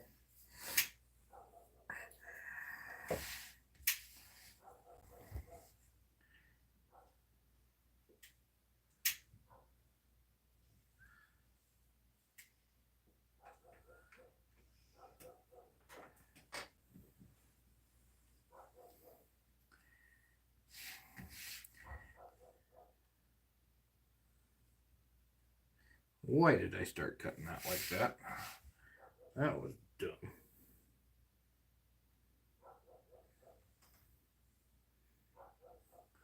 Oh, that knife dug in when I pushed that too. Jesus.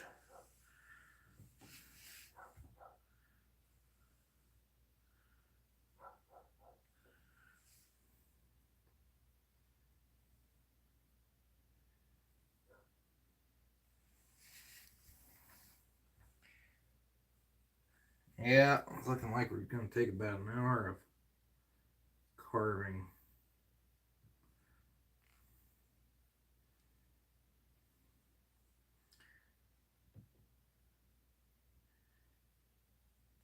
what I should do is tool this whole thing on one live stream. Then we'll know how long it takes me to tool one of these. And I don't know for sure how much to charge. Of course, we did, on that first hour, we did spend some time putting tape on, so. But, yeah, it's all part of the process. Oh, I got one more circle I gotta cut.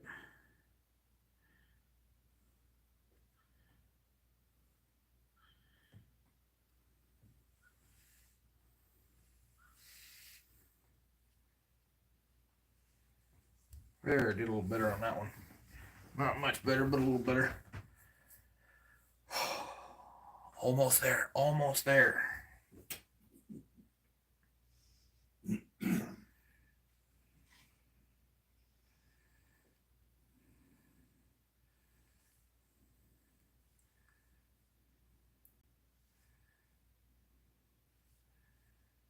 I think I am going to do a basket weave on the other one because the other one has got some. I need to turn that around. What am I doing? The other one has got some nasty blemish in it. Oh shoot! I should have done that. Well, it was technically drawn as a solid line through there, so I guess I'll make that work. That time I struck the tool again because I had to turn it over for it to cut. It made a lot of difference.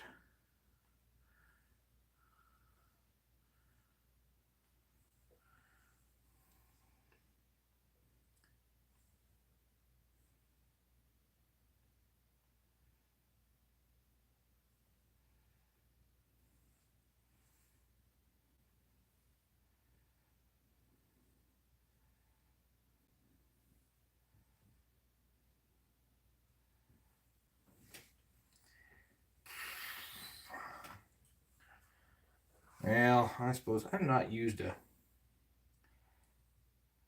I've cut all the other centers of the flowers. Oops. Alright, I might as well cut this one too. I was gonna say I just do the flower center on it, but I've cut all the other centers, so I'll just go ahead and cut it too. Excuse me, I'm gonna have to loosen my belt buckle because it's biting into my belly. Thought I'd try to lose weight when I come home, and I gained 10 pounds since I left Wyoming, so I guess I'll lose weight when I get back to Wyoming. Now, for one, I won't have as good a cook up there. Go back on the keto diet. Nothing but meat and cheese and greens. Just like it was back in the old days. Cut the carbs out altogether. The thing is, I'm going to have to give up Coke, and that's going to be a hard one.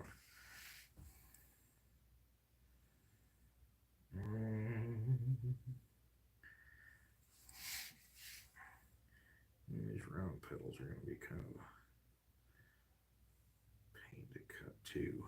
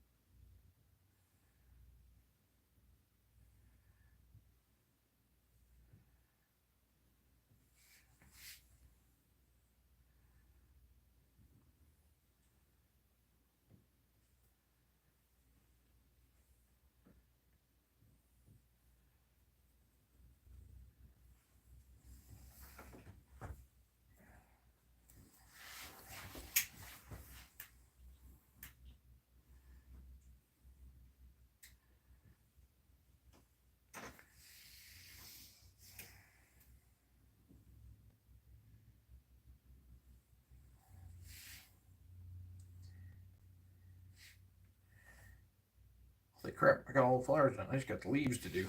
All right. And I got one flower center here. I'm going to take care of it quick.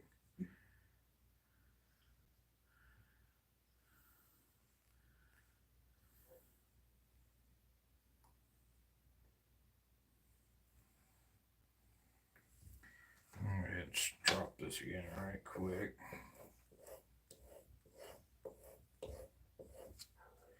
But I tell you what, I would not use this on the lighter 4 to 5 ounce leather that I've been tooling for those jewelry boxes. I think this thing would go all the way through. I really do. This thing is pretty sharp.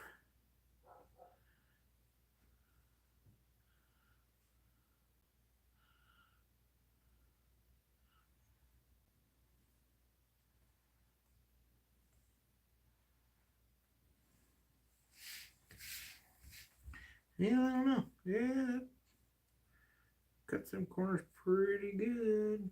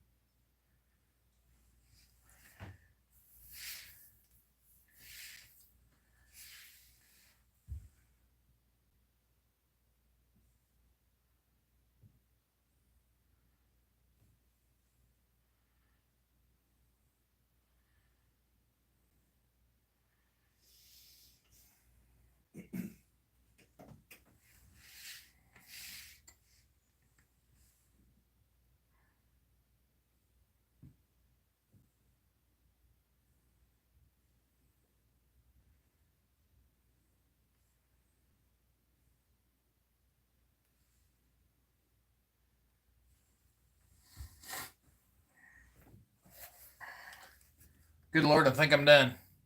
And I think we're at right at 2 hours. Pretty close to it. Holy Moses. Praise Jesus and pass the biscuits.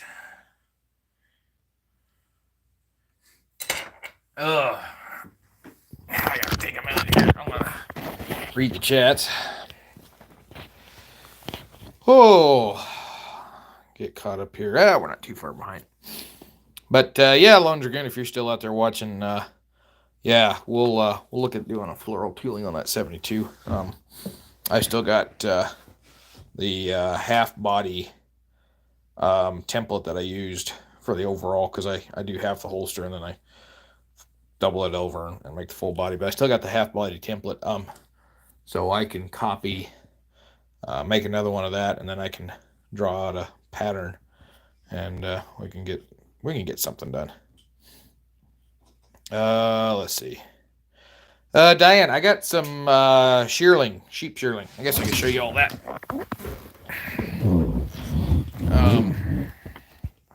As soon as I turn things around here.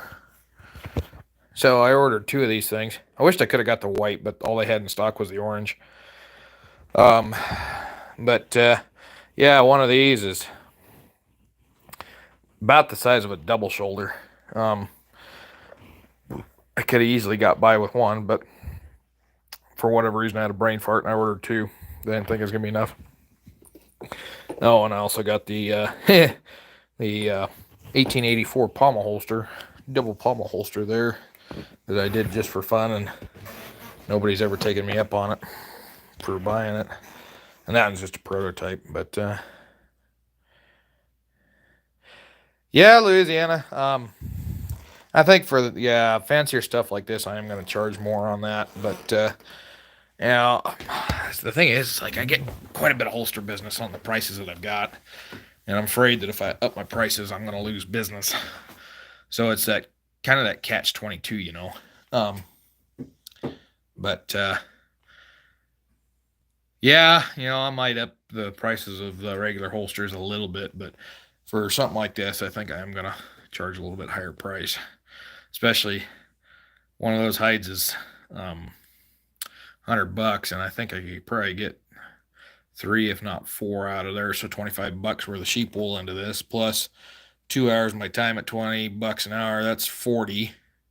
So we're what, 65 already, and I ain't even done yet. I still gotta do all the rest of the tooling on this. I gotta put the zipper and stuff in. So yeah, I think I'm gonna have a higher price on that.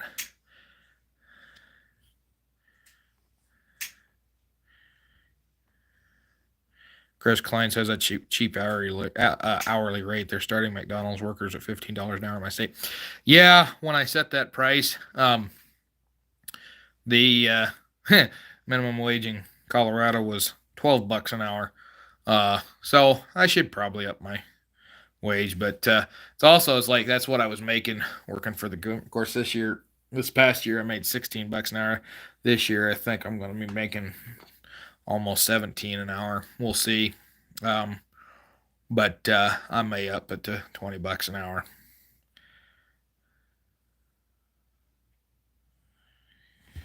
West Covina Dodge beer time. I wish. I haven't had a beer for a while. I got a bottle of cheap, nasty wine over there. The thing of it is, it's the kind that you got to get buzzed. You got 2 or 3 beers and get buzzed before you can enjoy drinking it because it's that nasty. But yeah, I haven't had. Well, I've had one night that I had a little too much since I come back from Wyoming, and I finished off the last of my Hatch Green Chili wine, which that was good stuff. And then I that nasty wine came in a gallon bottle. It was at a half gallon. I think I drank about a quarter gallon of it. But like I said, it's bad. It is bad. I could put vodka and grape juice and make better wine than that. All right. Kind of keep rolling along. Yeah, you can see my gut here. I put on a few pounds. Alrighty. Probably because I'm drinking too much of this.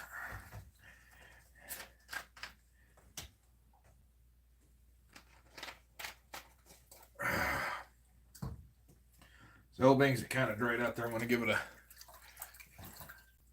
fresh squirt of water here.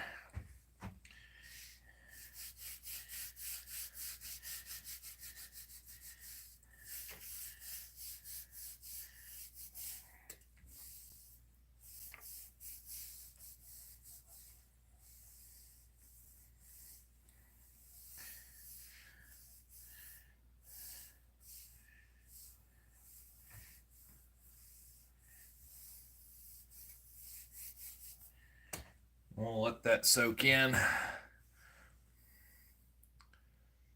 Yeah, Louisiana Gray. I was drinking 12-pack every 2 days there, so 6-pack a day. Of course, when I was in high school, I started my senior year. I was really overweight then, but I was also drinking a 12-pack of Pepsi a day at that time because I was a Pepsi drinker then. Then I got to college and I was a Mountain Dew drinker, and then I got to working up on the ranch and there were Coke drinkers up there, and I got to drinking Coke. And after I got to drinking Coke, I cannot stand any of the others. And I never liked Dr. Pepper. I've never drank Dr. Pepper. Cannot stand it.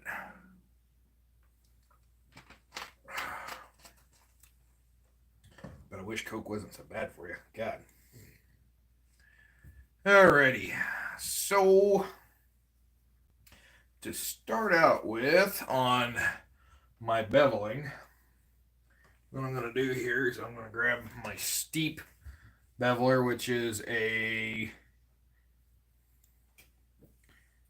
B60. If you go to Tandy, I got this one from Tandy, but it's the Steep beveler there. If it'll focus, smooth. It's a smooth-sided one. Let's see, I missed a chat here.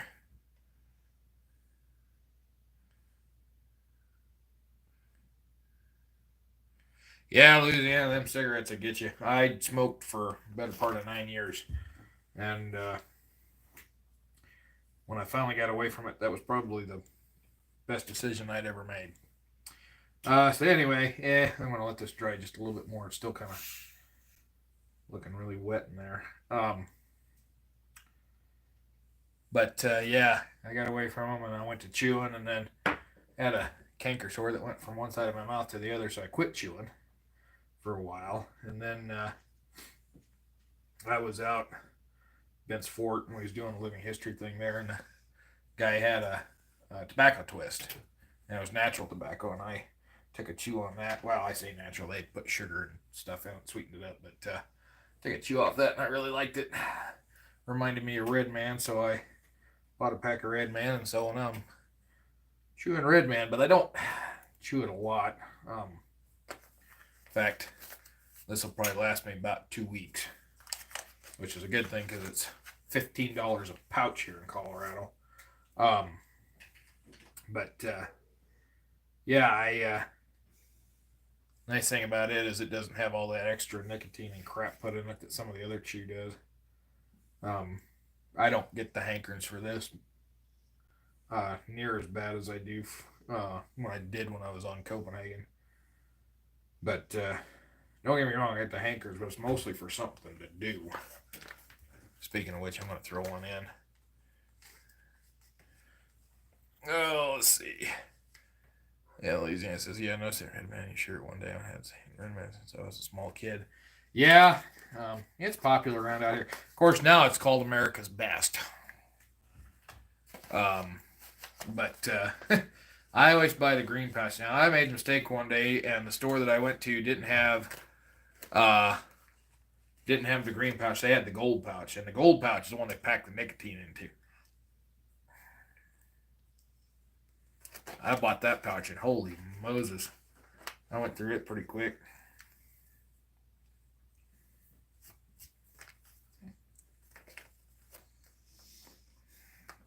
That was funny though. I was working up there at Fort Laramie, and my good buddy that works up there, or worked up there, he's retired now, but he found out I was chewing Red Man, so he'd always sneak over every day when he come into work and chat with me for 20, 30 minutes to an hour, and he'd always bum a chew of Red Man off me. Finally, one day he says, yeah, he says, I'll buy you a pouch. He says, I've been taking quite a bit off you. And so he goes up to South Dakota for what they call an artist camp, where they dress up and a bunch of photographers come in and take pictures. But anyway, he went up there and he said he was going to buy a couple pouches, one for himself while he was up there, and then the other one he'd bring back to me. He come back from that thing and he's like, you know how much that stuff costs? He says, it was $12 a bag. And I said, well, if he'd have bought it at the gas station here, it was $8. And he says, I ain't paying that for that anymore. And I said, well, you owe me a bag still. And I have yet to see that bag. All right, I'm going to go ahead and get started. So I got the steep beveler. Like I said, this is the B60. I got this one from Tandy. And it's a steep, smooth side beveler. And everywhere where there's a sharp little corner end cut, I'm going to put that in there. And I'm just going to pound the heck out of it. Because actually what this is doing is it's lifting. Oh, I missed one here. It is lifting that leather up. And when I get in here with a thumbprint here pretty quick,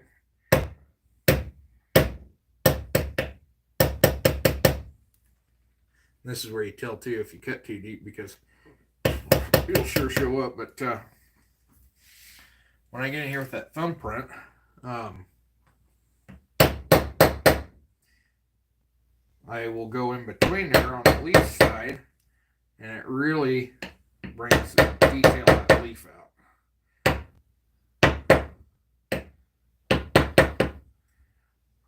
Yeah, I didn't want to go.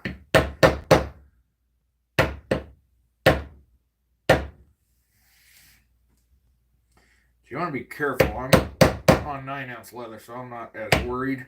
But I found out on that lighter 5-ounce stuff, that thing will punch right through that leather. You got to be careful with it. But anywhere, where there's a tight little curve like that. So on the leaves, this leaf, that leaf, and this leaf, they will get it. On the flower petals here in these little dips, those will get it. And then on these, whatever they call these little fern frond things, on that inside there, they're gonna get it as well. Chicken necks. Chicken necks is what my uncle called them.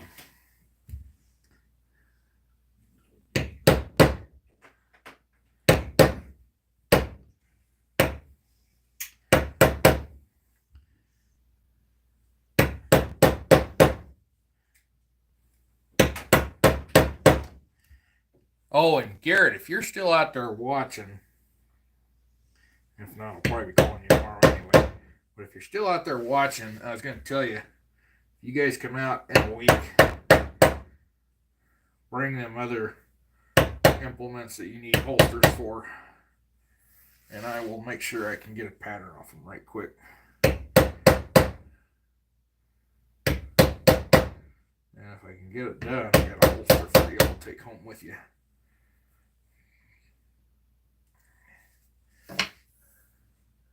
Okay, yeah, better. See, Chris Klein says, yeah, it's me, Copenhagen. Lone drinks, I never cared for the taste of chew. Love the smell, though. I'm a pipe man. Yeah, I smoked a pipe. I enjoy Prince Albert. But I just try to avoid it. I don't want to get started smoking again. But once in a while, I'll have a pipe, or I'll have a cigar, a nice Schweitzer Sweet.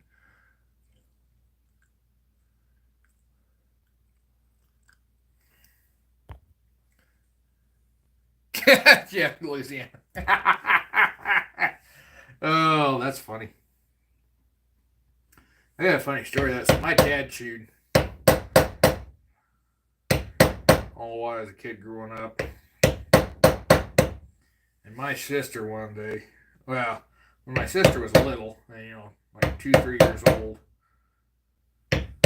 maybe not even quite that old. Yeah, about that old, 2 or 3. She had a real bad habit. She'd just go over, pick up a pop bottle or can of pop or whatever she could find and just drink out of it. She didn't care whose it was. She'd just pick it up and start drinking out of it. And one morning my dad said he woke up and he heard her saying, "Ew, yuck." And then all of a sudden he heard her puke. And he got up, went in the living room, and there she was with his spit bottle, just drinking it down.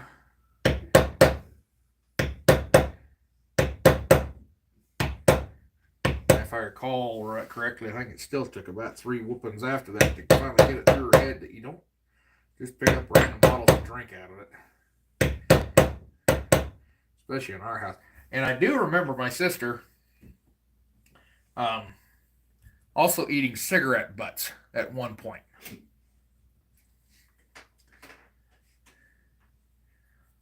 But I ain't got room to say much because my grandfather told me that raisins came from rabbits, and we had rabbits in pens out, so you can imagine how that went.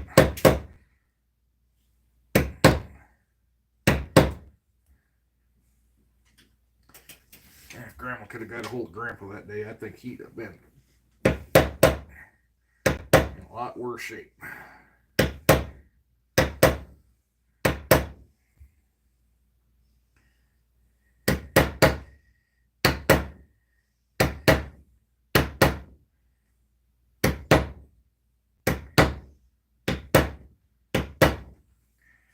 Okay.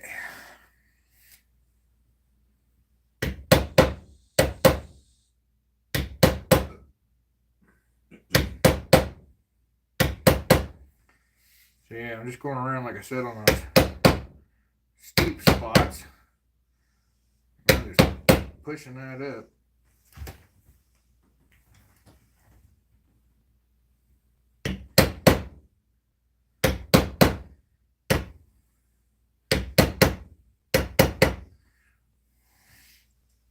It looks like hell now, but it'll start looking better here as we go along.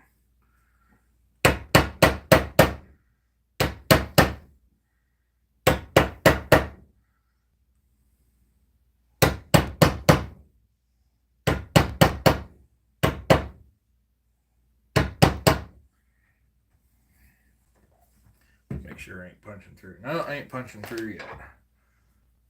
But the tape's getting shiny.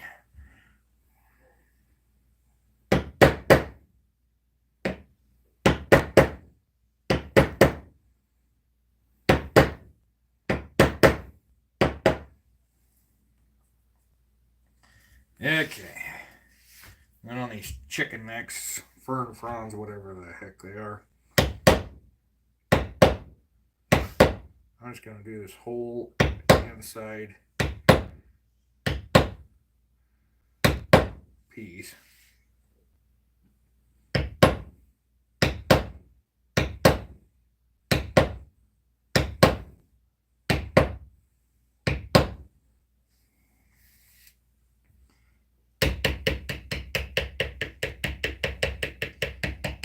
Kind of go in there and flatten that down a little bit because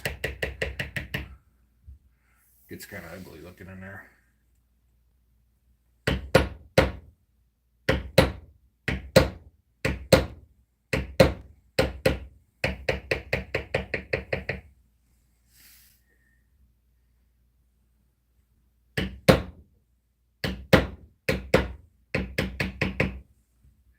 And I covered up my cut line in there, so I may have got a little carried away on that one, but I think we can still salvage it.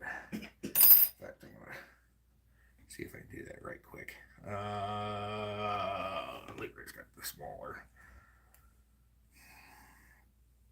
That's just a regular small smooth beveler.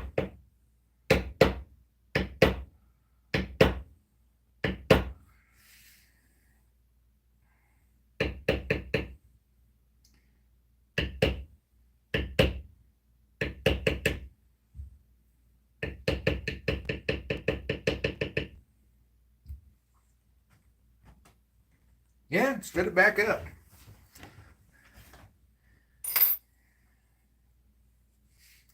All right, let's keep kind of going around here. Do this flower here next. This ain't gonna have as much. Let's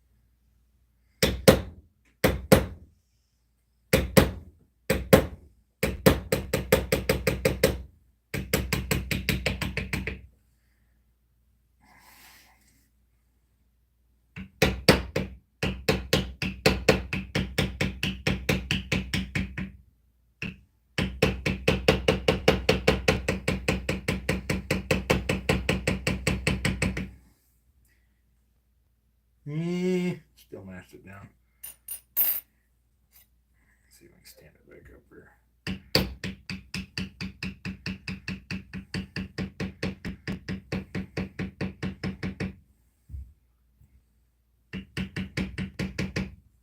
Yeah, stood it up just fine. Should use a textured one on those edges because I'll have a textured background when I get to background on it, but I actually don't have a backgrounder that I really like, or a should not backgrounder, a stippled beveler. But anyway, it looks like we're starting to lose folks here.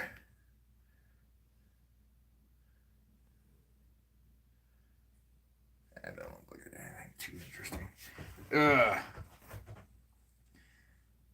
So what I'll do, I think here, I'll go ahead and finish these flowers up. I got two of them here that I'll do beveling, and I got this one chicken neck that I gotta do a steep bevel, and then I'm going to go ahead and get the thumbprint, and I'm going to set the thumbprints on there, and you kind of see why we do the steep bevel, because they, in combination, they really make these little flowers pop up.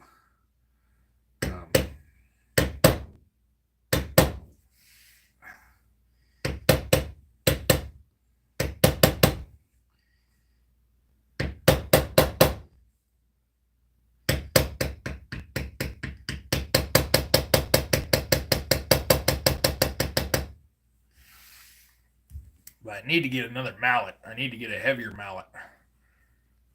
This one I'm having to swing a little harder. I need one about twice as heavy.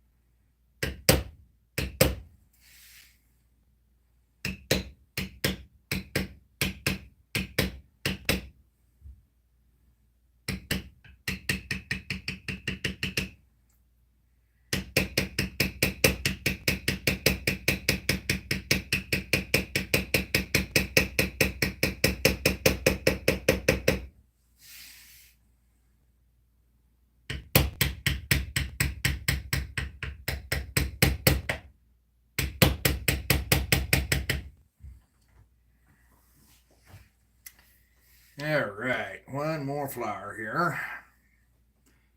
It requires this deep beveling. Yeah, I might have to wet this a little bit. It's getting a little better. Yeah, maybe not. Thing is, it's getting wet enough that this here is staying dark, so I don't want to wet it anymore because it's going to get too wet.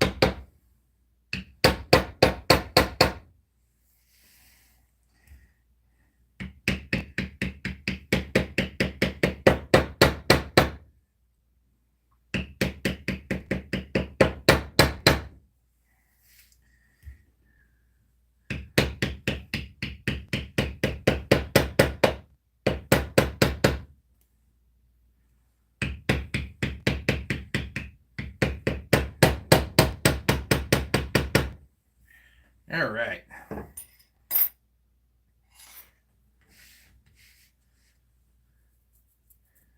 Okay.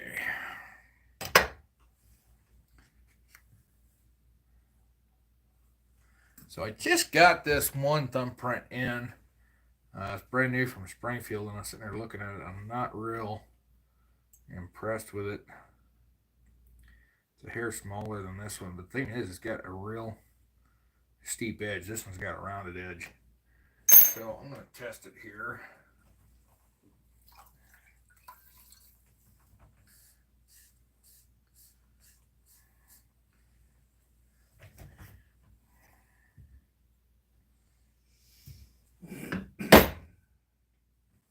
I'm going to test it next to this one.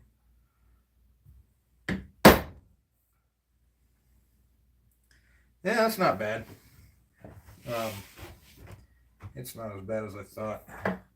This one's a little different. I wish I could find this one. This is a Craft Tool Pro. It's actually a stainless steel one.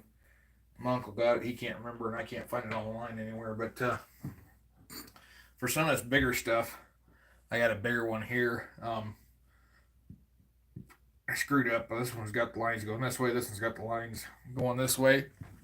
I doubt you can see them on there, but I'll use them both here. I'll probably use this on the smaller things like the leaves. And then this one will probably go into the flowers. And so on this flower petal here, so I've raised it in between in these curves, these tight curves. So what I'm going to do, I'm going to go right in here. This. I'm going to sit that right in there, and I'll turn this one around because it'll fit in there a little better. Yeah, bigger one. Yeah, I'm just going to lay those and thump that down. See this, I'll take the little one. A little better. Take the bigger one. Stand that up because it's close to the edge. Smaller one there.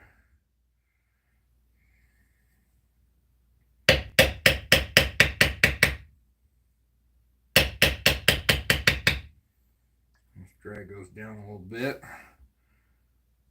Same thing here when I whoops and I jumped it. Dadgummit. You know, it don't look as bad as I thought it did. And bangs, this one's kind of got that fold over there. I'm not going to bother putting this one in this corner. Right, let's see that one go right there. This one go here. Same thing. This one's got that little fancy doodah there, so I'm going to skip it.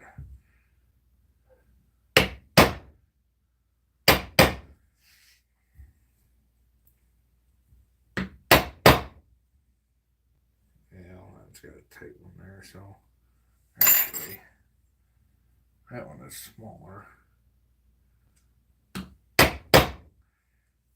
Except I forgot that one goes a different direction. That don't look so good. Crap.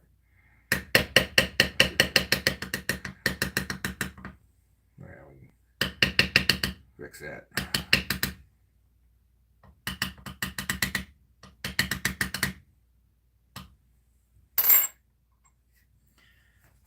Well, I screwed one up, but it don't look that bad. So, do that there. And then on the leaves, I said I was going to use a smaller one on the leaves. And no, I think I'm going to go use this one here. So on this leaf here, again, I'm just going in between on these. And this one, I'm not going to take it all the way down to the flower like I did on this. I'm just going to use the point of that.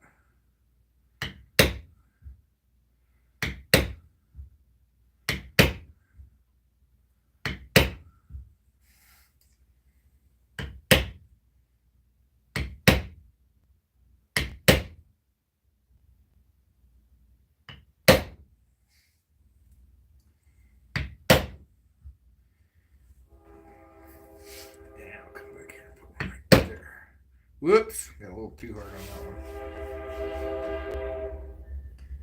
That just kind of gives it some depth there. And then go ahead and do these other leaves here. Well, I got this tool in my hand, so one smaller one there. Actually, I think the stem was, oops.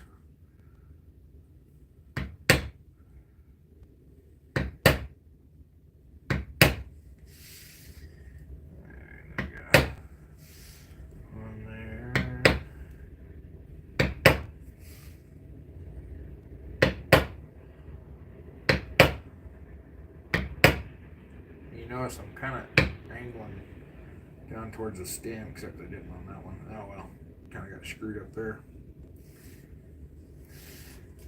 Like I said, I'm still learning this 402 stuff. This one I definitely know where the stem's going on it, so I can kind of angle stuff back on it a bit. And then this one there. And then bangs it, this one kind of lines up with those bevels. I'm just going to go ahead and here and put a little bit in there for the bevels.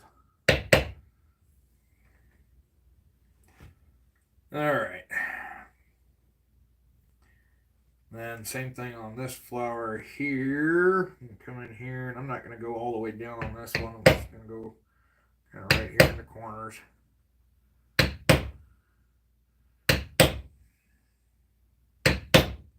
Like I said, I'm no expert on this. I probably should get the book on Sheridan Carton and learn how to do it properly.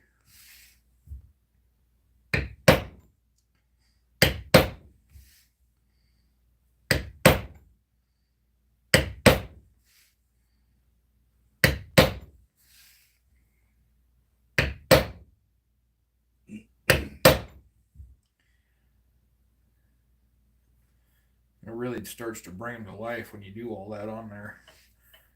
I'm gonna go ahead and finish this one here.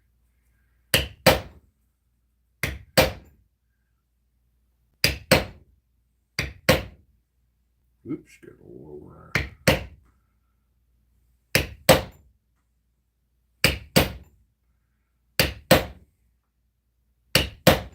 Some mistakes are there, but you won't notice them when I get going. It'll really start to kind of disappear out. And there's that. And I'll do the same kind of thing over here. Yeah, I got all carried away there. All right, and then I'm going to go over here to this other side.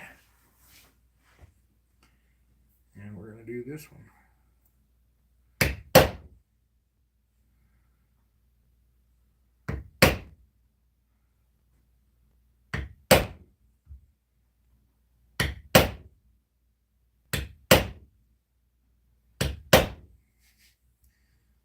Actually, this one's the one that's tooling really nice.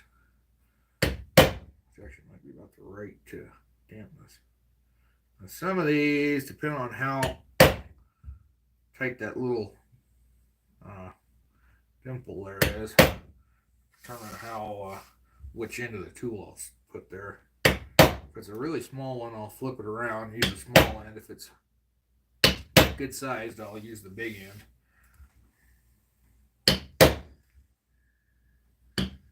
And then on this one right here, I won't bother because this pedal comes over it, so it's not going to be an issue. Can I get away with the big one there?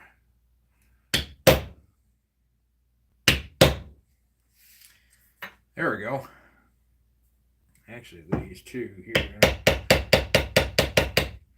I'll run them up a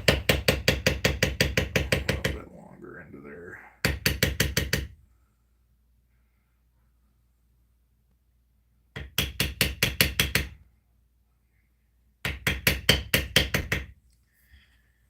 Just because there's a bigger open space there. All right. So that's going to do it for the thumbprint on that one. Now I'll start worrying about beveling it. Now, some folks will go in here on these flowers and they'll put this one, which is an end. It's a little teardrop shaped thing. It's a little end. I don't like that. I really don't like that look. So I don't mess with it, but I am going to start beveling here. Now I'll kind of start beveling these flowers, and you can kind of see what's going on there. So you always want to kind of bevel outwards, because if you come back inwards, especially in these tight areas, say I bevel this line here, then I come back and bevel this line. While mashing that line I just beveled down. So if I go the other way, it picks them back up.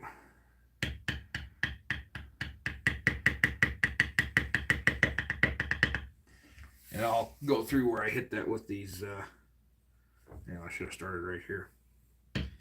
Go back through where I hit it with the steep bevel too. And just kind of smooth that spot out.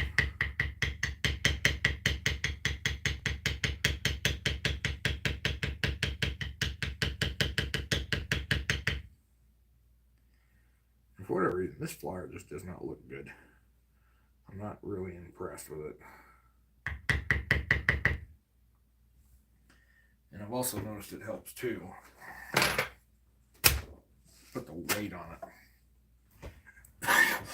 On this beveling, because as you're moving that beveler, the leather wants to move, so you put the weight on it and it holds it still.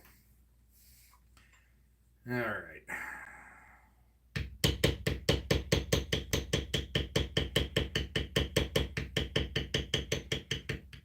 Oops.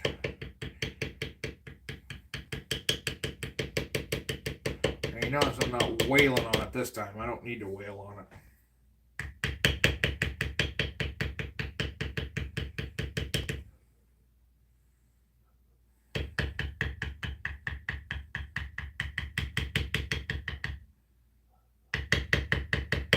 I could get with it and wail on it, but I don't need to. Just constant little taps.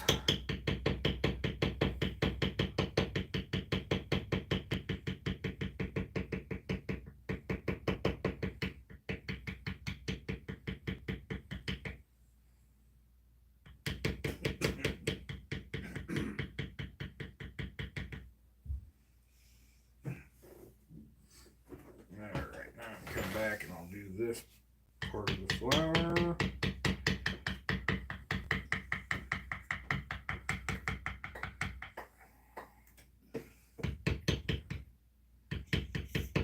You can tell this end's starting to dry because it's starting to curl up.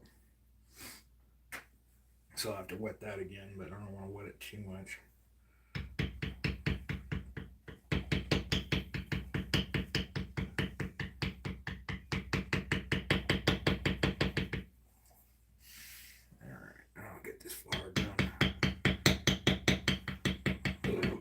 Shutting it down for tonight.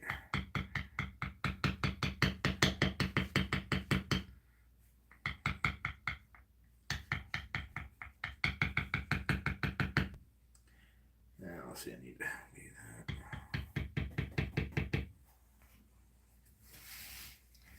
Whoops, this one right there.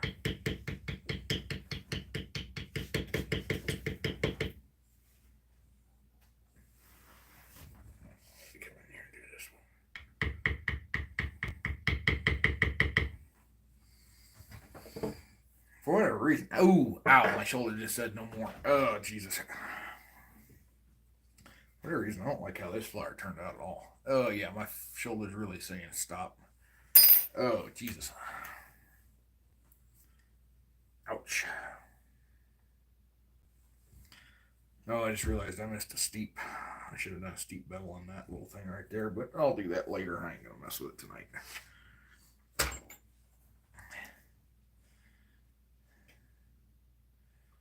All right.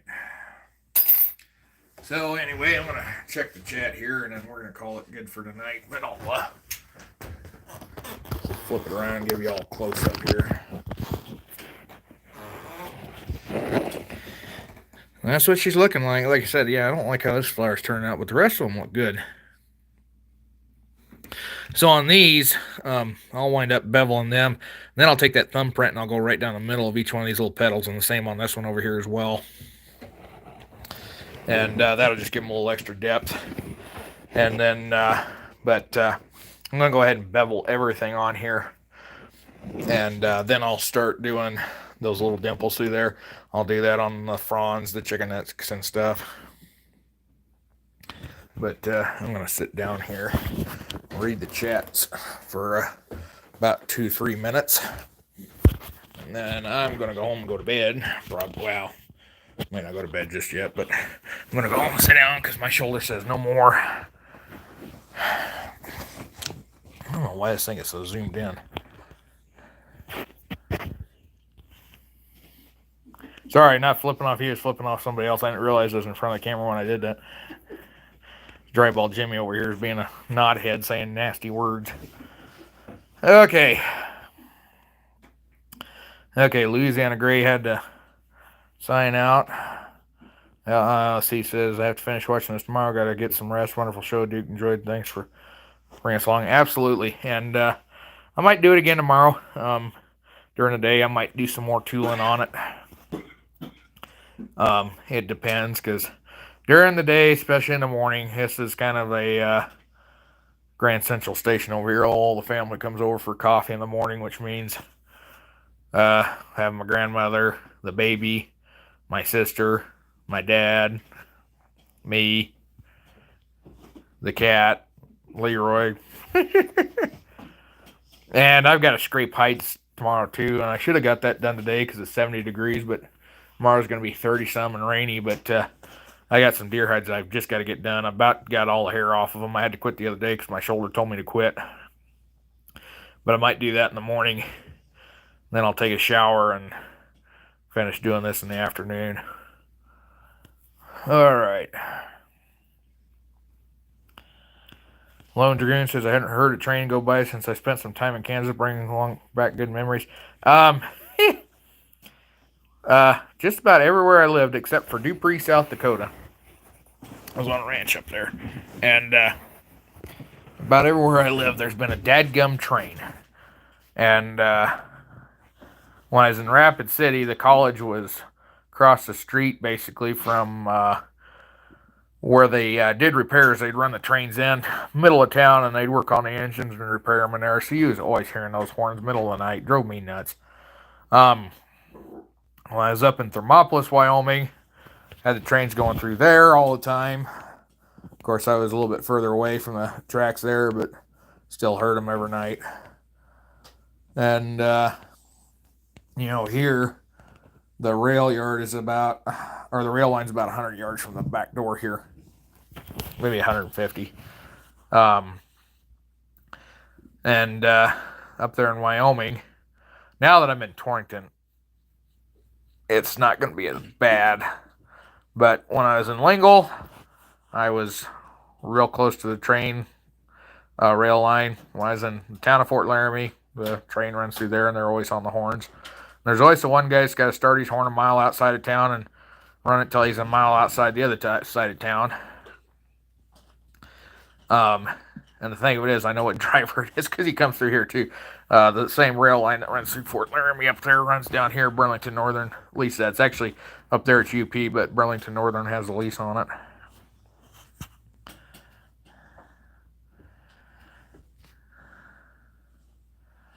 Let's see. West Covina says, I use one of those as a mold-proof plate whacker. The nut on the end keeps loosening up on me. Yeah, we had that problem too, and we finally got a wrench on it, and we really cranked them down, and they don't come loose much anymore. But thread tape could do a lot too. But the mallet I'm using, that's the one that split on me up there in Wyoming, and I was going to make a leather handle for it. But I'd mentioned Leroy that it split, and he'd already made a handle because he figured mine was going to split too because we got the same thing, and they're cheap wood. And he made me a nice oak one. And I really like that thing. That is a nice handle. But I got my leather pieces. I was thinking about buying another mallet and putting the leather on it. But the more I think about it, I think I'm going to buy a higher dollar, heavier mallet. Thing it is, I don't want to get that heavy. I think these are 14 ounce. I think I'm going to go with a 24 ounce. So basically almost double the weight. And see if that helps a little bit better. But those things, the one I was looking at is about $100 more. So, yeah, I think I'm all caught up on the chat here. So, we'll, if anybody's got any last minute questions, go ahead and throw them in there. If I see them here next 20 seconds, we'll answer them. But otherwise, I'm going to shut it off here pretty quick. I think I'll run it for 2 hours and 40 minutes, so another minute here. We'll run another minute. But if anybody's interested in one of these, let me know. Like I said, when I get done with that tooling, it's going to have this in here for the liner. We'll have a zipper in it. I got to get some double-sided tape so I can put the zipper. Actually, I got some double-sided tape here, but it's really thick stuff. I'm going to see if I can find some thinner. And get the zipper put in it. It's all going to be hand-stitched, so that's going to take forever. I think this project's actually going to take me longer than I thought. And then after I cut out that rifle scabbard today I was sitting there looking at that and I thought, ah, crap, that one's going to take me forever to hand stitch it too. So it's going to take me forever to punch all the holes. Thought about doing a border stamp on it, and I might do it yet. So anyway, yeah. West Covina Dodge says night. Thanks for the vid. Absolutely. And Lonesome Dragoon says night all. Yep. So we're gonna shut her down here. Keep an eye out tomorrow. Like I said, I might go ahead and stream, continuing working on that. But I've also got all the other holsters I got to work on too. So it may be a late night stream when I do this. I might just start doing this at night, end of the day thing. But my shoulder definitely said no more. But also I want to remind folks too, Living Bang Bang will be on Saturday with Dustin Weiniger. And depending on what I'm doing, I might join in with them. I know we've been talking about a family game night here for a while too, so if we don't do that Friday night, I might skip out on that chat, do it Saturday night, either playing dominoes or Texas Hold'em. But then the week after that, we have Tales of the Trails, which is going to be focused all on the buffalo. So we will see how that all plays out and see how it goes. But anyway, yeah, and like I said, if you got a holster order with me, I do have them cut out. I'm working on them. And I'm out of leather now, so if I haven't got yours cut out, it'll be on the next batch. I think I'm caught up on everybody that had been back ordered that was still interested. So anyway, gonna shut her down. Thanks all for joining in. Y'all have a wonderful night. Stay safe. Remember, like, share, subscribe. Keep your powder dry. Y'all take care. Hopefully we'll catch you sometime tomorrow.